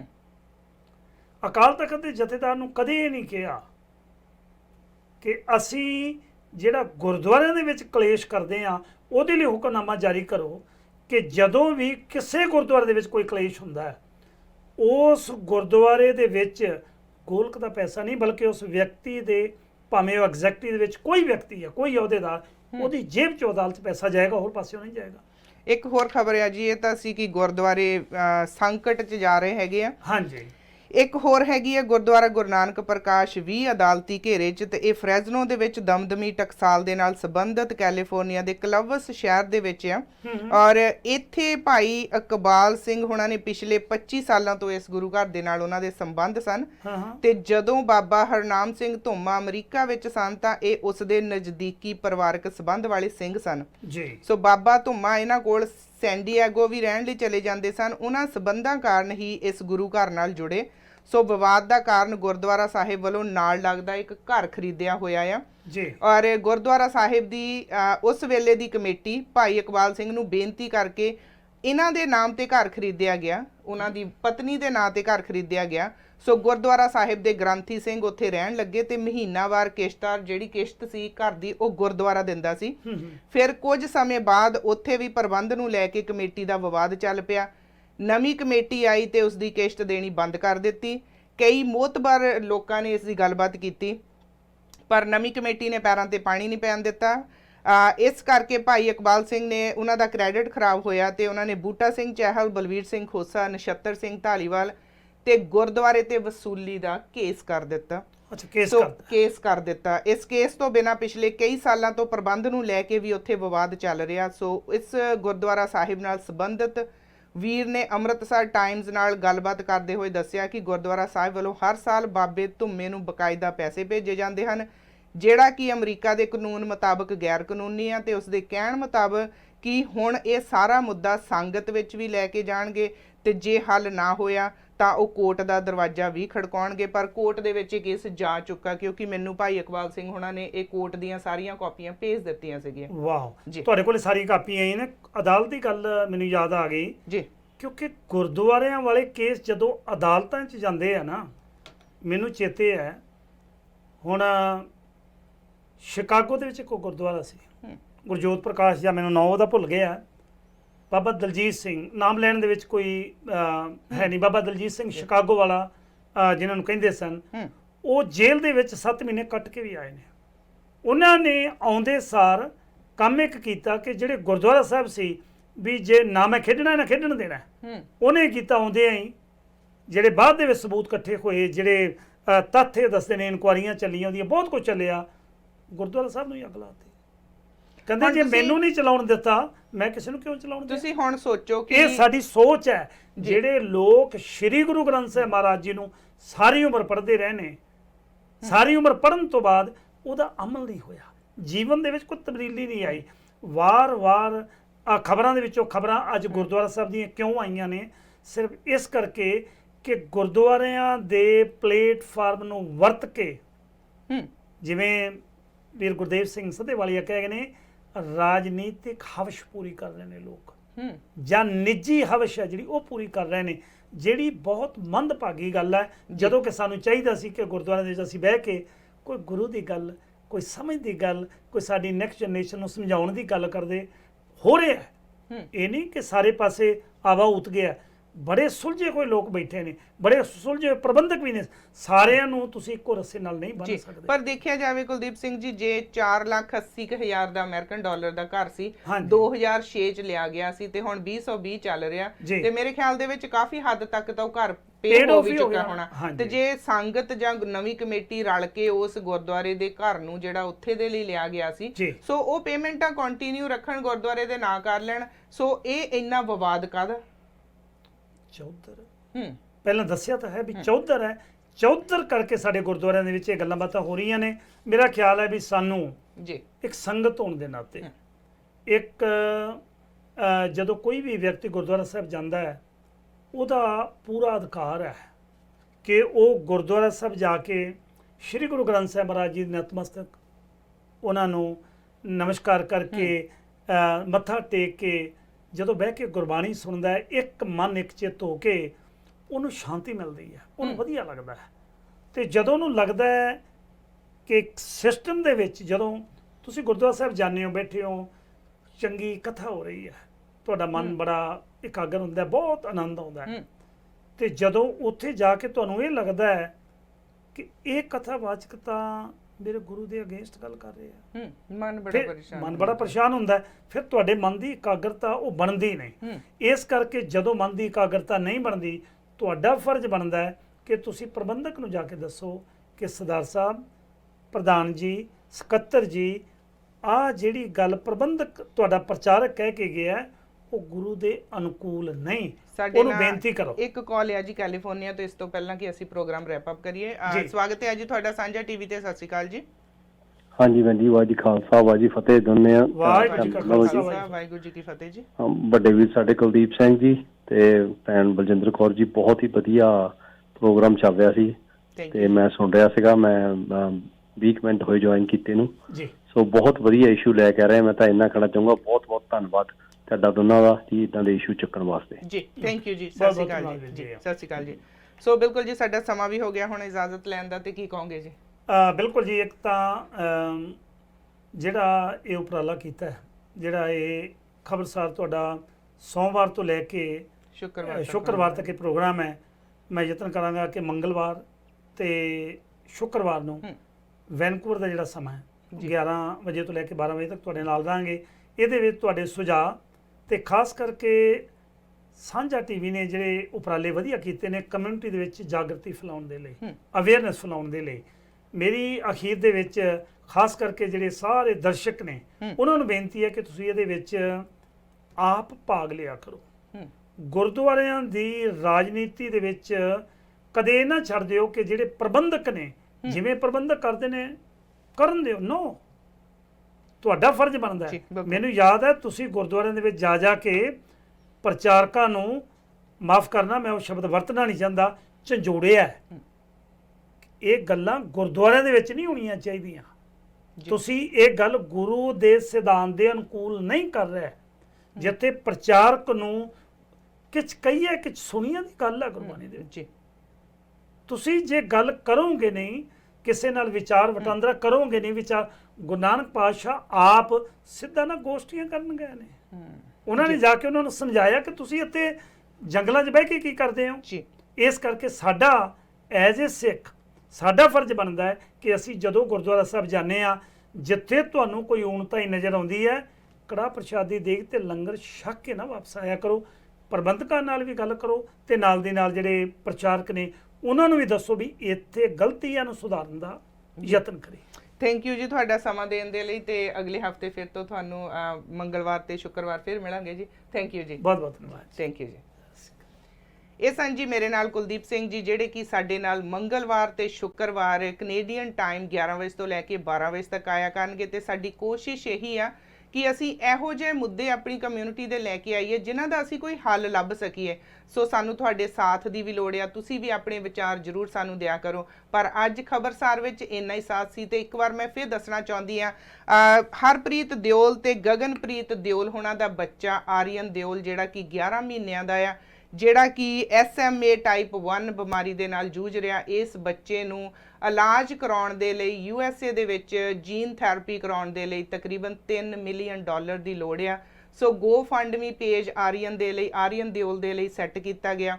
ਸੋ ਅਸੀਂ ਆਪਣੇ ਦਸਵੰਧ ਚੋਂ $1 $2 $5 ਜਿੰਨਾ ਵੀ ਅਸੀਂ ਕਰ ਸਕਦੇ ਹਾਂ, ਬਹੁਤ ਹੀ ਪਿਆਰਾ ਬੱਚਾ ਆ, ਅਸੀਂ ਇਹਦੇ ਇਲਾਜ ਦੇ ਲਈ ਫੰਡ ਇਕੱਠੇ ਕਰੀਏ।